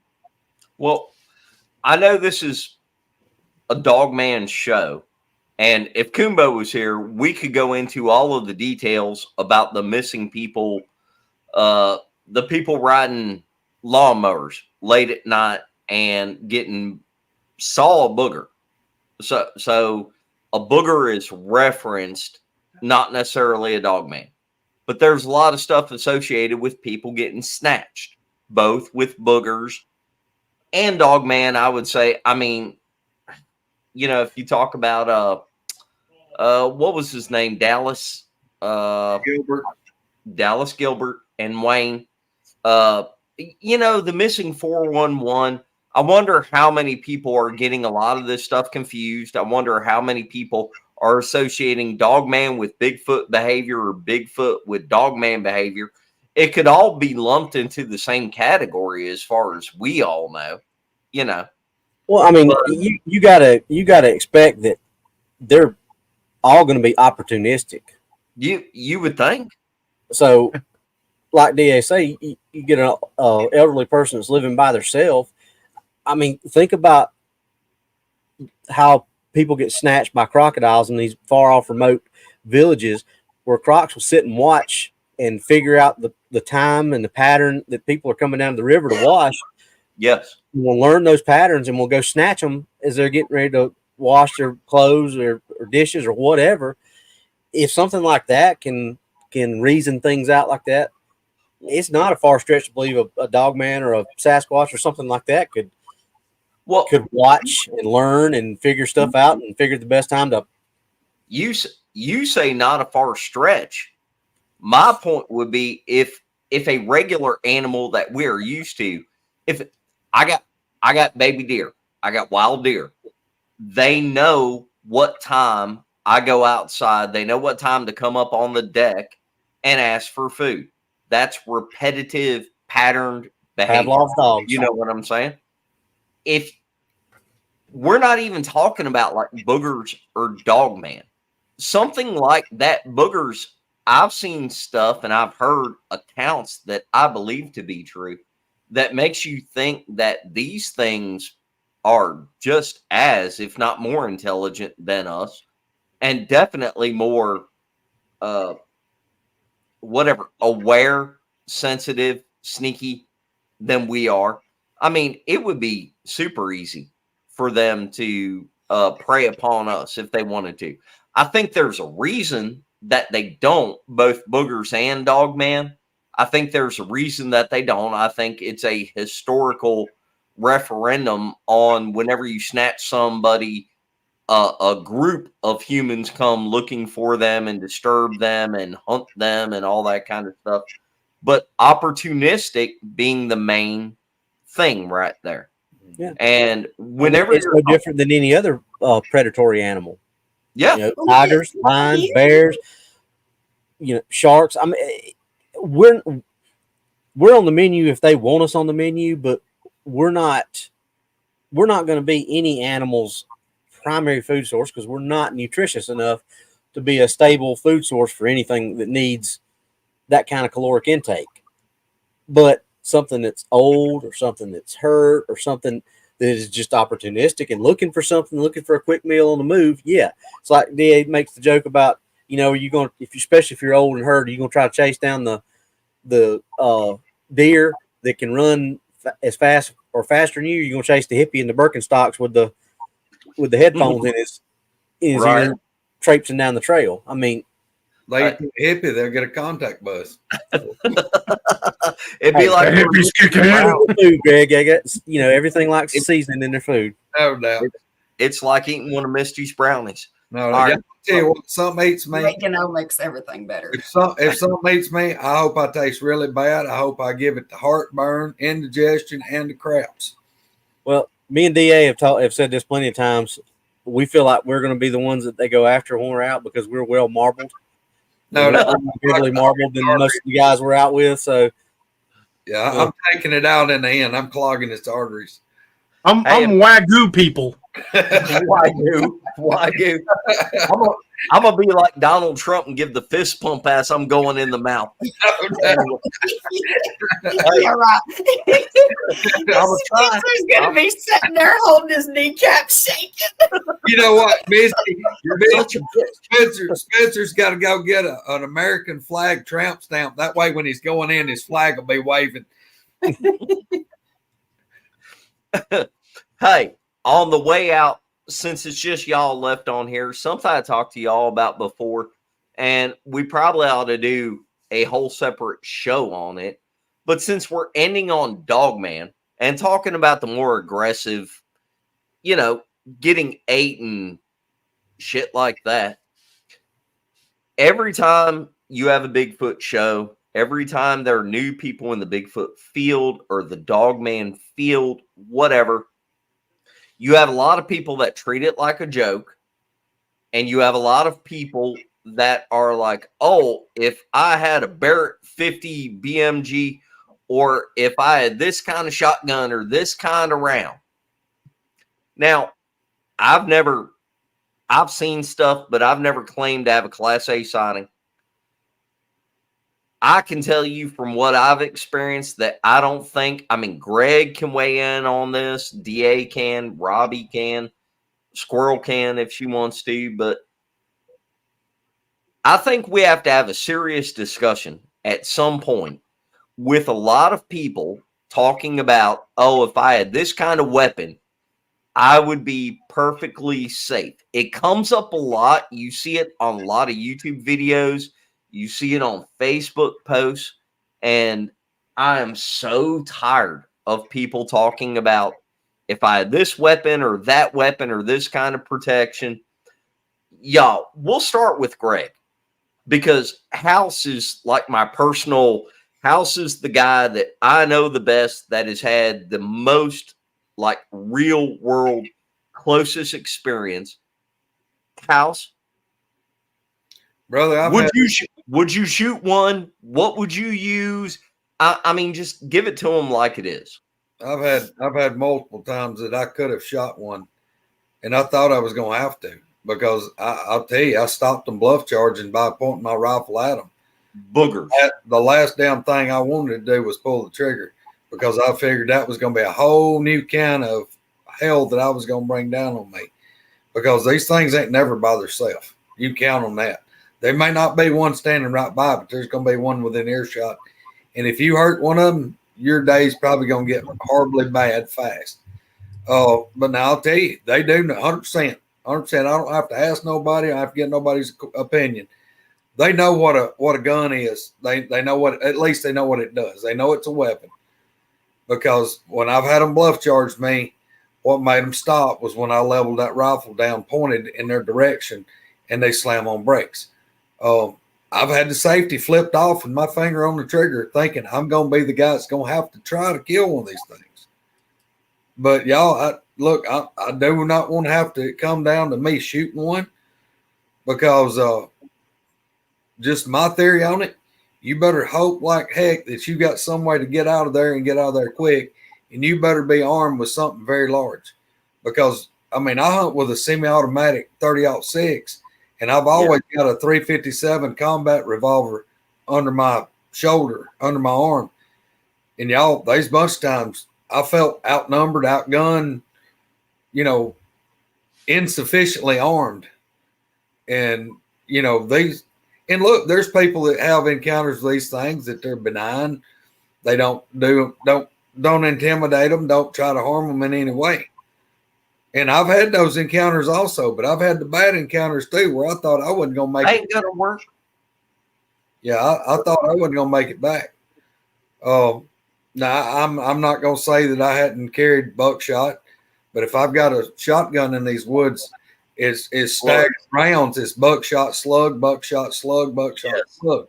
Yes. That's the way I towed it. The first shot, buckshot, it's going to throw a bigger pattern. That gives me time, hopefully, to hold it up till I can put a slug on target. And that's last chance if you have to. Yes, that's his. Y'all, I'm telling you, I've had the safety slipped off thinking I was going to have to shoot these things way more than once. Yeah. And old George, it's in the George White, that's in the comment there that y'all know is Alan, my brother Alan. He's been standing right beside me when I've had the safety flipped off and the rifle pointed at him. He stood within about 8 inches of me, him holding a Browning 7mm Magnum. Because we damn sure thought we was going to have to shoot one that night. Look at there. Give it to him, Abby. Good I'll job. Watch my baby go. Thank you, baby. Thank you, Ab. Yeah. But y'all, I'm serious. Look, I'm a major advocate. If you're going in the woods, tell people when you're going. Tell them when you're going to be back. Tell them where you're going. Leave that information with a responsible adult that if they ain't urging you, they're going to contact somebody. And please, y'all, don't go unarmed. Don't go unarmed. Carry something with you to protect yourself. I'm a major advocate of nobody should be a victim if you don't have to. I personally just going to Walmart, I think you should carry. I mean, I don't think you should ever be a victim ever anywhere under any condition, but you have to have your head on the level when it comes to these kind of things. You were talking about something that can get up on you before you realize they're up on you, and they're probably not alone. And if you pull the trigger, you're probably going to die. So it's a last resort kind of thing. I'll throw this out. I really don't think there's any good answer for how you should go protected. Well, I'll throw this out there too. And look, and there's people out there that's going to say, well, I'm uncomfortable with carrying a gun, or I don't like guns, or where I live, they don't want us to have guns. Whatever. Look, go get you the biggest jumbo fire extinguisher size bear spray that you can get, and get you an extra one or 3 to carry with you. I don't care if that's all you got. Get a backpack and put them in, but carry something. Carry something with you that you can. A flare gun, people. Yes, a flare. If you were covered in hair, would you want to be lit on fire? A flare gun. Nothing likes fire. Nothing. Yeah. All right, DA. We know about the flare gun stuff, don't we, DA? All right. I had a situation with a rookie officer years ago, and he was just a stupid kid, and I was in my 40s at the time, and we were on the range, and he looked over at me and goes, and he had a SIG with about $5,000 worth of gear, bells and whistles put on this thing, and I had my plain Jane, Gen 3 Glock 17. The only modification on it was night sights. That's it. And he looks over at me and goes, "Think you can keep up, old man?" I go, "Well, we'll see." And, I shot in the high 90s, and he failed the qualifier the first 2 times he ran it. Right. And I said, "Kid, what you need is, instead of a $5,000 gun and $5 worth of training, you need to swap that around. You need to get you a gun that's reliable and learn to use it." And that's the same if you're going out in the field. It doesn't matter what you're carrying. People can say all day, "I'm going to get a Barrett 50, or I'm going to get this, that, and the other." A lot of those things are wicked expensive. And if you can get them, it don't matter a whit if you've got it, if you don't know how to use it. So if you're going to take something. I'm a shot placement person. I'm all about shot placement. Yes, sir. Robbie and I have said this many times on our show. We have no desire to go out and bring one of these in for science. Not going to do it. The only way I'm ever going to shoot one is in self-defense or then defense of people that I'm with. It is not going to be my first plan. It's not going to be my second plan. It's not going to be my fifth plan. I am going to shoot one only in self-defense situations and if there's no other alternatives. But when it comes down to that, we are talking about a very large animal with a very thick bone and very heavy muscle mass. You wouldn't go hunting an elk with a 22. Same thing like a 223 AR. You would not try to hunt an elk with an AR. Right. No. You're going to take a heavier caliber round. Well, the thing is if these things are humanoid in shape, that means their internal workings are going to be at least similar to ours. Maybe not exact, but similar. Most mammals, the internal workings, the veins and everything in animals are very similar. If you look at a dog, the big veins in its legs and body are in very similar places as they are in a human. If you look at a pig, the big arteries and veins, very similar layout to the way they are in a human. If I have to shoot one of these things, and I hope to God I never do, but if I have to shoot one, I'm going to aim for the big veins in the throat, the carotid artery, the big veins in the upper arms called the brachial. That's a big vein. The big veins in the upper thighs, the femoral arteries in the legs are hit it in the pelvic girdle. You hit those big veins, and it's going to bleed out. It may not bleed out quick because we don't know what their blood volume's like, but it will be fatal. But the thing is it's all about shot placement. Mm-hmm. If you're carrying a 9mm, I don't know what to tell you. I've got a 9mm, but I would not shoot center mass on one. I would be trying to hit the off switch. No, yes. You better be putting it down in his ear before you pull the trigger. Yes, or in the occipital orb. Yeah, but. Now Robbie's little 5.7. That little bastard's got some penetration. However, it's a small round. I don't think it's going to do a hell of a lot of damage to something that big. Well, and you do have to weigh in. You do have to say that rounds make a difference. I mean, no matter what caliber, rounds make a difference. Yeah, quality ammo, and you get ammo specific for what you need to do. But the bottom line, the point I'm trying to make, well, y'all can agree with me or not, I would not want to fucking shoot one if I didn't have to. If it was got to be an absolute last resort. Yeah. And then you better be loaded for bear, and you better know what you're doing. Well, I can tell you this. They throw that up about 10 days ago about going to Portlock, Alaska, and want to know if we go. Look, something in my psyche that spurred, because I have not missed over 1 or 2 nights that I've not had a nightmare about Bigfoot since that whole conversation. I'm not every night. So, look, I'm not playing. I swear, if it's legal and I can have it there, if we go to Portlock, I'm going to be sporting a bullpup Barrett semi-auto 50 cal. Oh, my God. I'm not playing with you. Watch.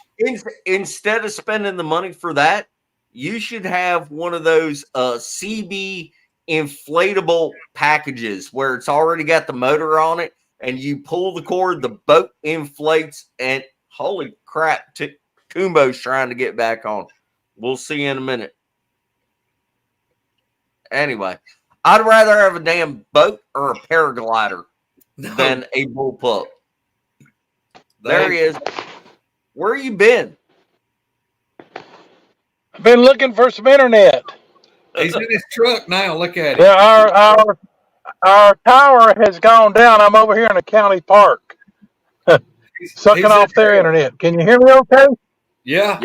He's in the Coonbo battle wagon. Kumbo is trying I'm in to my give truck. real life footage of boogers or Dogman.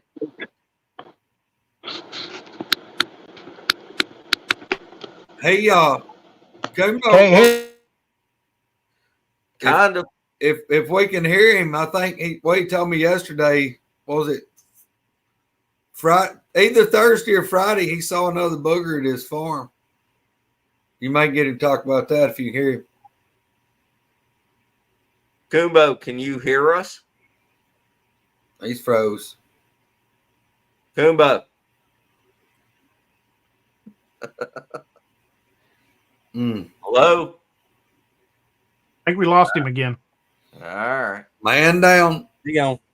Damn it. Oh, man. But no, do you know how cool it would be? Like such an epic deal.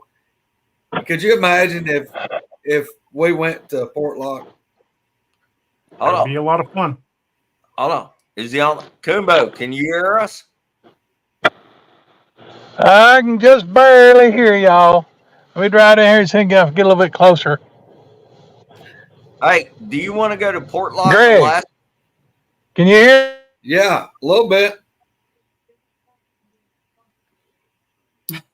He's either froze up or wrecked. We don't know. Hopefully, just froze up. Yeah, maybe froze up. The airbag before me, we don't know it.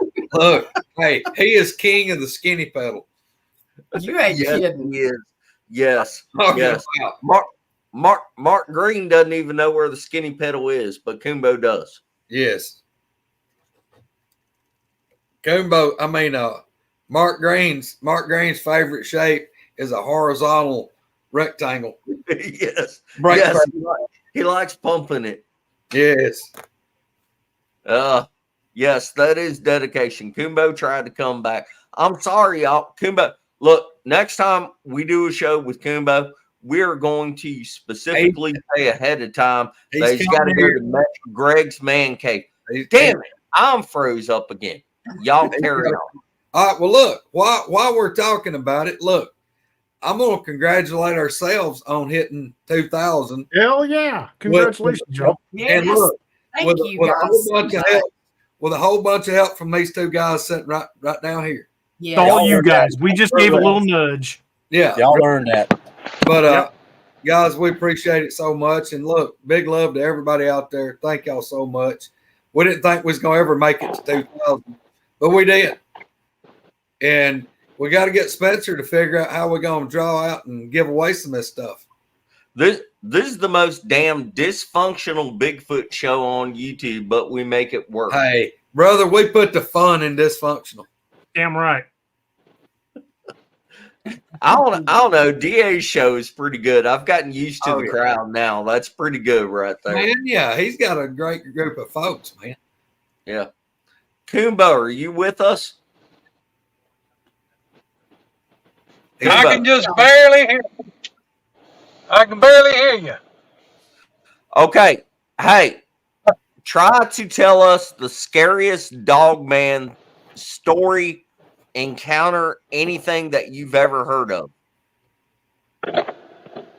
Hang on just a second. Let me see if I can get a little bit closer to this. Hey, Greg. Yeah. Greg, can you hear me? Yeah. Yes, sir. What I've done, I'm over here across the fence in the county park. Hey. Trying to suck off their internet, but it ain't working any better than the Verizon internet. No, you're working pretty good right now. Really? Okay, then I'll just stop right here. I mean, this internet's maxed out on the signal strength. And can y'all hear me okay? Yes. Yes. Yep.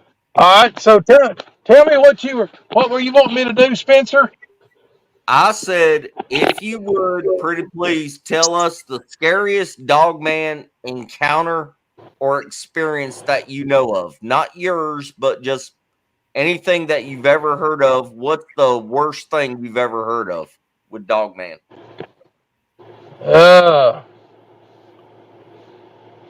I'll tell you, one of the ones that still gives me the creep is the very first written report I ever took, which I know that 90% of the listeners have already heard me talk about it. It's happened about a mile and a half from where I'm sitting right now, and is a family that their dad worked second shift at Reynolds, and at that time there weren't that many houses on the road that they lived on where they'd built a house, and they'd been having some stuff going on around there, and they had all these floodlights wired up on every corner of the house, I mean all around it, and they'd rigged up a relay control system where they had 4 switches there in the house in different places. They could hit any one of those switches, and all of the lights would come on at once.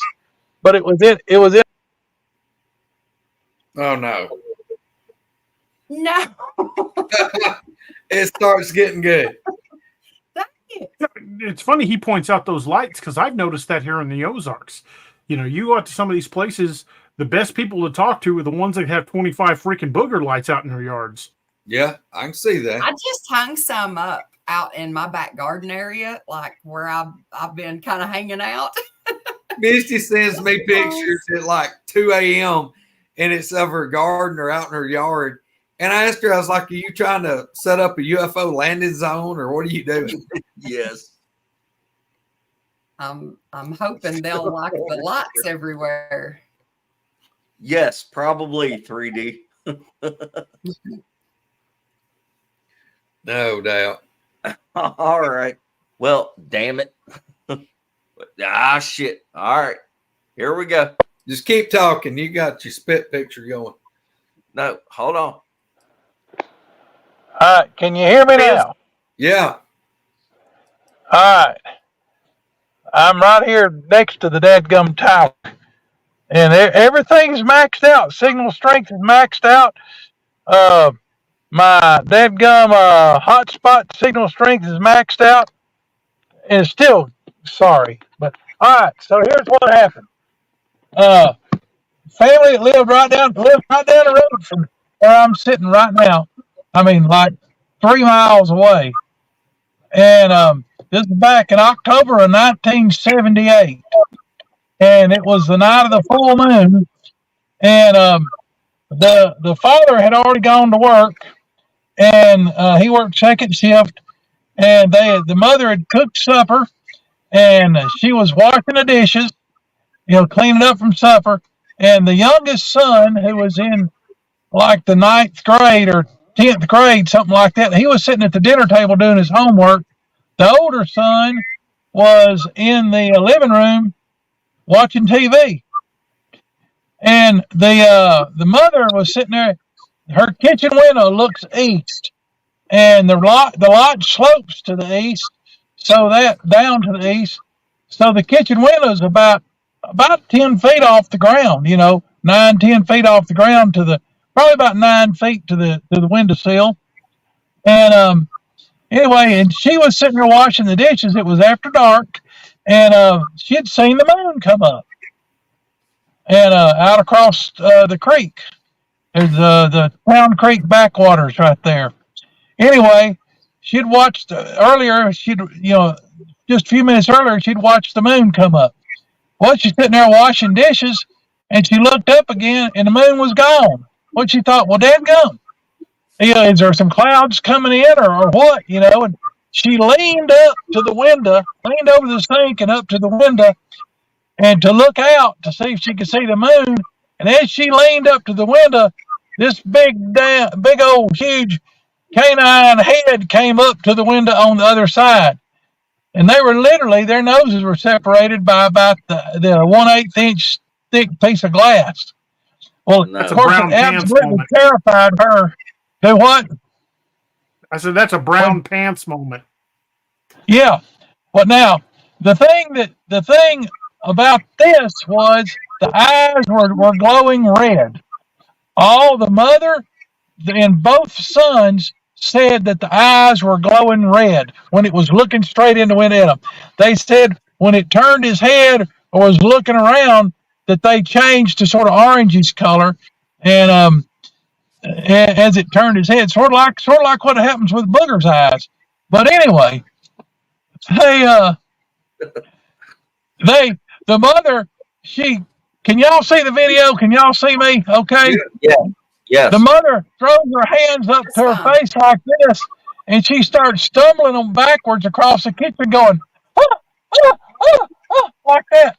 And the youngest son that was sitting there at the dinner table doing his homework, he looks over there at his mama, and then he sees her looking towards the window, and he looks there and he sees it, and it scared him so he jumped up from his chair so fast he turned the dinner table over. That thing, of course, hit, boom! It hit, and then so the oldest son, who was in there in the living room watching TV, he comes running in there, wondering what in the world's going on, and he sees his little brother looking at the kitchen window, his mama looking at the window, and he looked at the window, and he said the thing had its face up there, and said it was turning its head, looking around in the kitchen, just with his face right up to the glass.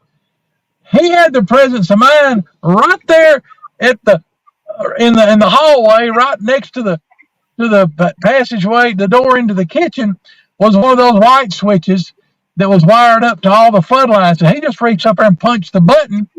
It was a push button thing. He punched the button, and all the floodlights came on. And he said when it did, he said the thing goes like that, and said he whirled around and took off running diagonal across the front yard. Well, the older boy, he ran out flung open the front door, ran out on the front porch, and saw it running to the southeast across their front yard, and it ran out round to the corner of their yard and started running off down the road, down the paved road towards the river or towards the lake, the backwaters of Town Creek. And I can't even imagine putting my head up, putting a lean up there to the window, looking out to see if I could see the moon, and all of a sudden this big Dogman face come right up in my face. And no. But shaking I wrote one out that of my down pant leg. originally as a Bigfoot report. Do what? I'd have been shaking one out of my pant leg. Yeah. Yeah. I ain't gonna lie. Yeah, that would have been a horrible day. Well, that was a question that I was wondering earlier. Like some people, they have bad experiences with the Bigfoot. Some people say, they've been around them all their life, and they've pretty much kind of made friends with them, even though they don't hang out like we do. But have y'all ever heard of anybody doing that with the Dogmen, like where they've kind of friended them, where they come up to their place, or they leave them stuff, or Nobody I I'm thought just was credible. Yeah, I've never heard of anybody doing that with a Dogman. Yeah, me neither. I was wondering. Yeah, I know, and I've really never talked to anybody. I've only talked to one family, and they were outside of Foyle, Oklahoma, right there off the southeast corner of Oologah Lake, which is north of Tulsa. And they are the only people I've ever talked to who had repeated encounters with Dogmen over a fairly long period of time. And y'all may think I'm crazy, but when they would see it, they didn't smoke in their house. And they had a deck. Actually, they had two decks. They had a small deck that was outside their bedroom. They had a door. You could walk out of the master bedroom out on this one deck, and they had a larger deck across the right outside their kitchen and everything. It was sort of like their back porch. And they would walk out on one of the other of those decks to smoke. And it was when they would always see this when they were out there smoking, and it would show up. And I know that Bigfoot are fond of tobacco, and I'm just wondering if these Dogmen may be attracted to the smell of tobacco. I don't know. It's one of them things that I don't know. I've never had the opportunity to to do any research on that. I've never been anywhere where where they were around that regularly. Of course, maybe if I started standing out on my back porch smoking, get me a good old stogie and steal some of Spencer's stogies, stand out there on the back porch and smoke, I might have one come up and visit me. But now the interesting thing about this one that kept coming to these people's house, that one was 12 feet tall. I'm convinced that it was at least about 12 feet tall, because they had a bamboo windbreak around 3 sides of their backyard, and this thing there was a couple of 2 or 3 different places where he'd stand watching them, and all 3 of those places, it would take something right at 12 feet tall to see over that bamboo. And I got out there and held up my piece of bamboo with a paper plate stapled to it, and got on the other side and got where the thing had been standing. I held it up till they told me I was at the right height, and then we measured it, and it's 12 feet. And but I've heard other reports of them. I've heard several other reports of them being 12 feet tall, not just there in Oklahoma. But another scary one is my buddy D. Doss. He found a tombstone in a cemetery somewhere near Ardmore, Oklahoma, and I can't remember the name of the little town, but I've got a picture of it. He sent it to me, and it was a woman that was killed, and on the tombstone it says "murdered by human wolves." Seen that? Is what it says on the tombstone, and that was pretty scary. Do what? I said we talked about that on one of our shows. Yeah, and the Werewolf Springs incident's pretty freaking creepy too. Yes, Werewolf Springs is a good story. And they continue to have y'all are breaking up real bad. Well, man, I don't know what's the matter with these.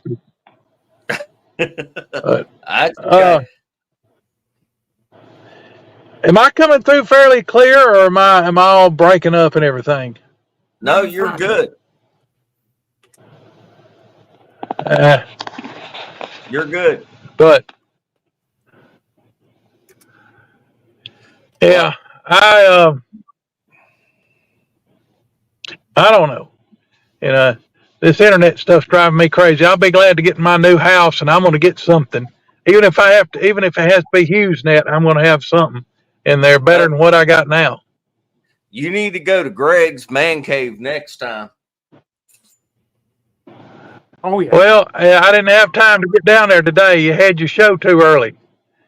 If you'd had it at 2:30 rather than 1:30, I could have got down there. Blame it on us. I can't help it. You're on Central Time. Yeah. Well, guys. Well, you ain't got nothing else to do. I guess we can. Next time you can just come in an hour late, Kumbo. Hey, maybe it might be better. Just so everybody knows, it's looking more and more likely that we are going to have a meet and greet in the fall in Alabama. Give me about one more week, and we're going to nail down the details. And I hope a lot of people can make it. That'll give you about 3.5 months of lead time to plan on getting down there. Alabama is the boogeriest place that I've ever seen. I don't know where Greg went, but anyway, I would like to say thank you very much for everybody that got us over 2,000 subscribers. That was a big thing. Thank you, DA, for promoting it on your channel. My pleasure. Lot. Hold on. I wish y'all would have Kumbo and DA if they've seen the white dog. Have Kumbo, This is DA, Robbie, have you seen the white dog running with Bigfoot? Can't say Yes, yes. Two different places. I've seen that. Yes, I hope y'all can hear me. Yeah, we can. I have seen them. Yeah, one of the white dogs looked like one of those Great Pyrenees. I don't know if y'all can hear me or not, but one of them looked like a Great Pyrenees, and the other one looked like a collie mix. But yes, both of them, I've seen these two dogs running with Bigfoot. Yes. I don't know if it's Bigfoot related, but my son and I went down into the Mark Twain a couple months back, the Mark Twain National Forest, and we were in the middle of freaking nowhere. And there were these two great Pyrenees dogs just laying in the woods. There was no house around for miles, nothing, but there was these two Great Pyrenees dogs. You know, we tried to get them to come to us. They wouldn't come to us, but I don't know why they were out there. There was no houses around. You know, we didn't even pass a house for several miles. That's weird. It's weird. We just thought they were dogs that were just out on their own for some reason, or that there had to be a farm around there somewhere we couldn't see. But we were on the only road for miles, and we didn't pass any houses. No. Yeah. There well, I'll tell you what, the one that I used to see down in Mississippi on a regular basis, that dog gave me the creeps. And what was crazy, you'd go in there and you'd see him in one place, and you'd turn your head, and you look back, and it was gone. And then just a minute or so later, it'd be on the plumb other side of you. And you know, I would never see it moving, but it would pop up. It'd show up in one place, and then it'd disappear, or you'd turn your glance away, and it's gone. And then it pops up behind you or something, or to your side. And it was in one place there. You could reliably see it for a period of a couple of years, and then it disappeared. And the same thing with the dog the other dog was up off the Natchez Trace near a park there. That's it wasn't in the park, but it was out in some private property that was off the park for a distance, and that dog was around there for, according to what I heard, a couple of 3 years. And but I never I tried to call it to me a couple of times, and it wouldn't. It just would go on. It would shy away from me. The other dog wouldn't shy away. It just sit there and stare at you and give you the stink eye.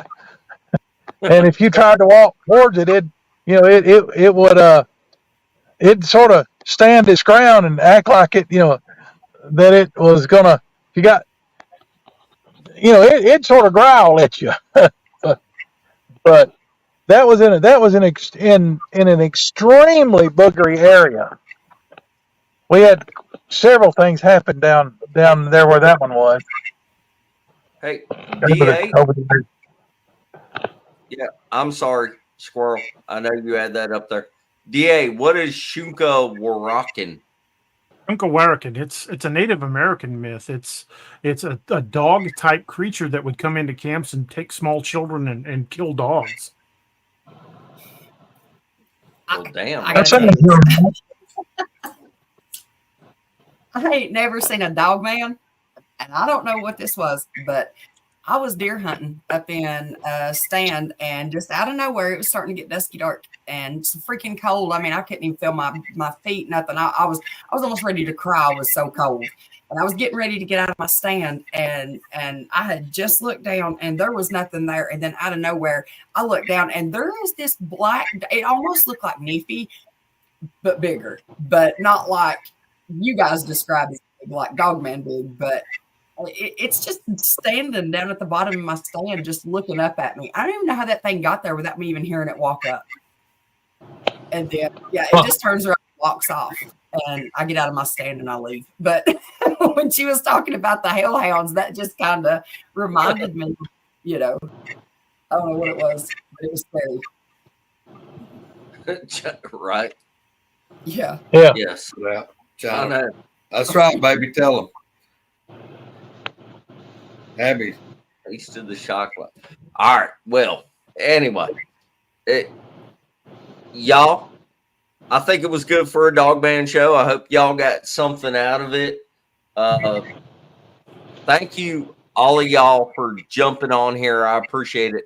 I know it's not the greatest time on a Sunday and everything. Everybody keeps telling me. But, hey, DA. Oh, Sonia, look there. Look. You didn't even tell me you got it. I asked you if you got it. I didn't get it till last night. Went out and checked the mail. That's badass. I don't know if Juan and Abby's checked my mail yet. Green screen it out. No doubt. Yeah, I sent you guys some stuff too. So if you didn't get it, like you ought to be getting it probably Monday, I guess, maybe Monday or Tuesday. Well, thank y'all for that, guys. If you thought this was entertaining at all, you should meet all of these people and more in person and talk to them in person. Probably going to have a meet and greet in the fall, probably in Alabama. Details to come next week or so, whenever we pound out all of the final things on that. Anyway, if anybody's got anything else they want to add, now's the time. Go for it, y'all. Well, I just, once again, I want to just say how awesome it is we hit 2,000, and just I'm still overwhelmed that people find us interesting enough to watch. So, well, y'all have a good show, and you've earned every bit of it. We're the most dysfunctional Bigfoot show on YouTube, but hey, that's what it takes. I told you, Dave, there's big fun in dysfunction. I think we probably give you a run for your money on that one. You do. Kumbo? A lot. We got to get you and Robbie. Look, we need everybody that's on this screen together right here this fall sometime, somehow. We got to get DA and Robbie, and we got to get Misty and Spencer here at the man cave, and we'll get Coonbo here, and then we'll go up to Coonbo's farm, hang out, and hopefully Spencer will have his recording device running before we get there. I have it run the whole time on the ride there. Yes. Hey, Spencer. Yes. I hadn't seen a booger. I hadn't seen any boogers around here for a couple of months. And in here last week, I saw one of them over there, not far away from where you caught those three up in the tree and got them on thermal. In fact, it was coming from that area of trees, walking right down the dadgum road that we drive in on. And I had taken the dogs out and I shined the spotlight over there, and I saw the eye shine, but I was just catching it from the side, and I couldn't tell if it was a deer or what it was. And it walked about 100 yards, and I flicked the thing up on high, and it actually turned and looked at me for a second, and I could tell by how far apart the eyes were that it's a bug. I mean, it's Is he just broken up on my end, or? Yeah, no, he was breaking up, but where he saw it, he was there where he's living, and about where we were in the truck when you were filming. Yeah, he saw it walking down that fence line where we were going toward his house. It was going away, and then he saw it leave the fence road, that road we were in when you were filming. It left that road and walked out toward that booger tree. That's where he saw it at.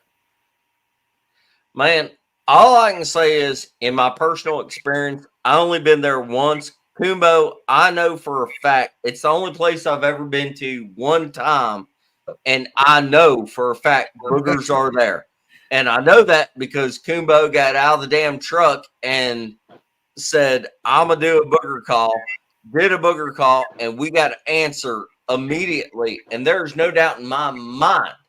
I didn't get it recorded. I can't prove it to anybody, but I think that everybody that was there was probably 10 or 12 of us. We all knew that was a booger as soon as it hollered back at Kumbo. And Kumbo's got him there on his property, no doubt in my mind whatsoever. Mark Noble was sitting and listening to him off in the distance from the same place that you caught that thermal. And before we even walked down that way, we were sitting there watching shadows all around us, just moving back, just right in the edge of the tree line, just enough to see them moving. I'd go, you see that? Did you see that? Hold on. You were watching shadows, and then you went wandering your ass down the road with nobody beside you, and other people came out at my feet. And other people had to run and go grab your ass because you're crazy. Mark Newell kept pushing. He was like, he got in between me and whatever was like moving through the damn leaves coming at my feet. It scared me. I jumped back and I was like, what the hell was that? And he was like, okay, that's enough. Third time's a charm. You're on this side. I'm over here. Yeah. Oh, by the way, I'm going to throw this out there. Talking about Noble, I reckon he saved Tiffany's life this morning. Tiffany sent me a message. They went out to eat breakfast for her birthday weekend, and she got choked on a piece of steak.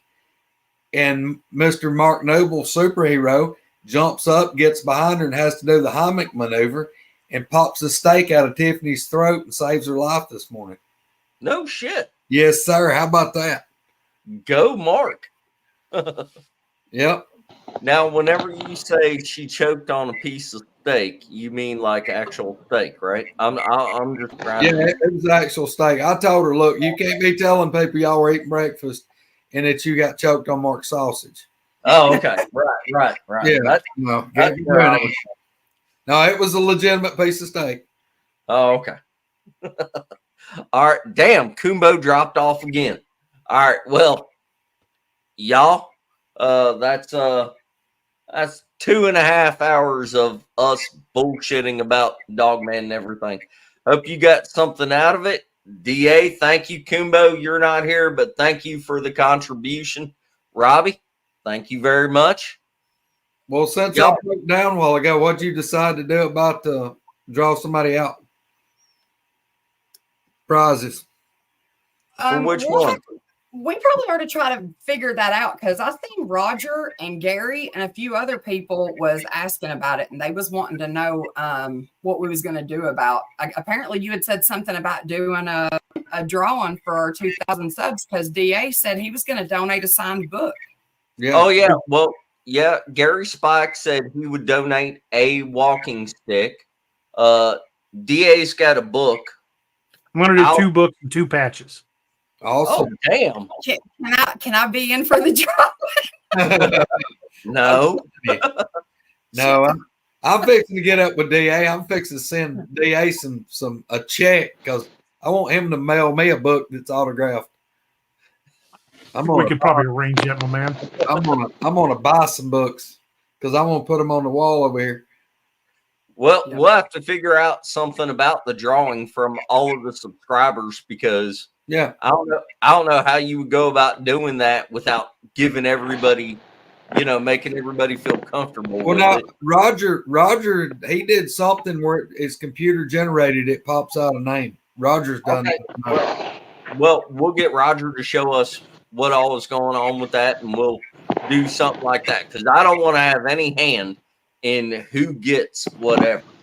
No, God knows Patrick Noble will win everything. I told Pyro a while ago we couldn't let Abby draw him out because Noble would be trying to pay her off again. Right. Just let me know who wins what and get me their contact information, and I'll mail them out from here. Awesome. Okay. Same way. Mary Fabian is donating the book too. Really? Wow. All right. Thank you guys so much. Damn, we can save some of that for the meet and greet. We're going to do a raffle at the next meet and greet like we did last time, and the raffle was great. Yes. If I can make the meet and greet, I'll throw some stuff in the raffle too. Oh, yeah. Man, You got to make the meet and greet, y'all. If we do it in Alabama, give me a damn break. You got to make the meet and greet. Hey, one more very important thing that I ain't brought up. Nobody's brought it up yet, but we got to talk about this. Because look, in this group, we have got in our tribe, we have got a bunch of prayer warriors. Well, guess what? The man sitting right over here is fixing to have surgery. So we need him in your thoughts and prayers. That's right. Who? So look, guys, I'm going under the knife on Friday. Look, y'all do what you do, and ODA. y'all keep ODA in your prayers because we need him recovered quickly, and because we got to spend a lot of time with him. He got a lot of stuff we got to do. Yeah. Thank you, That's man. I great. appreciate it. I sent you a magic potion. It's gonna fix you all up. Oh, look at that. Oh my God. DA, don't drink it. Don't drink it. Don't drink the Kool-Aid, DA. She started with her pinky toe. Don't That's give us better than secrets, what Robbie. I'd have That's what started makes with. it work. Oh, is that what it is? You found a toenail in it, spit it out. Damn it. Kumbo dropped off again. All It's right. all walking around barefoot, put that little extra in there. Oh. Anyway, y'all hang on backstage. Hopefully Kumbo gets back on here. Anyway, thanks for joining us on this, y'all. Y'all take care. Thanks for having me. See you guys. Big love. See you. Check out all the shows of the people that we like, Roger and Mark and Larry and DA and Mark Chris and Reinhardt and everybody. You know where to go. Bye, y'all. Bye, y'all.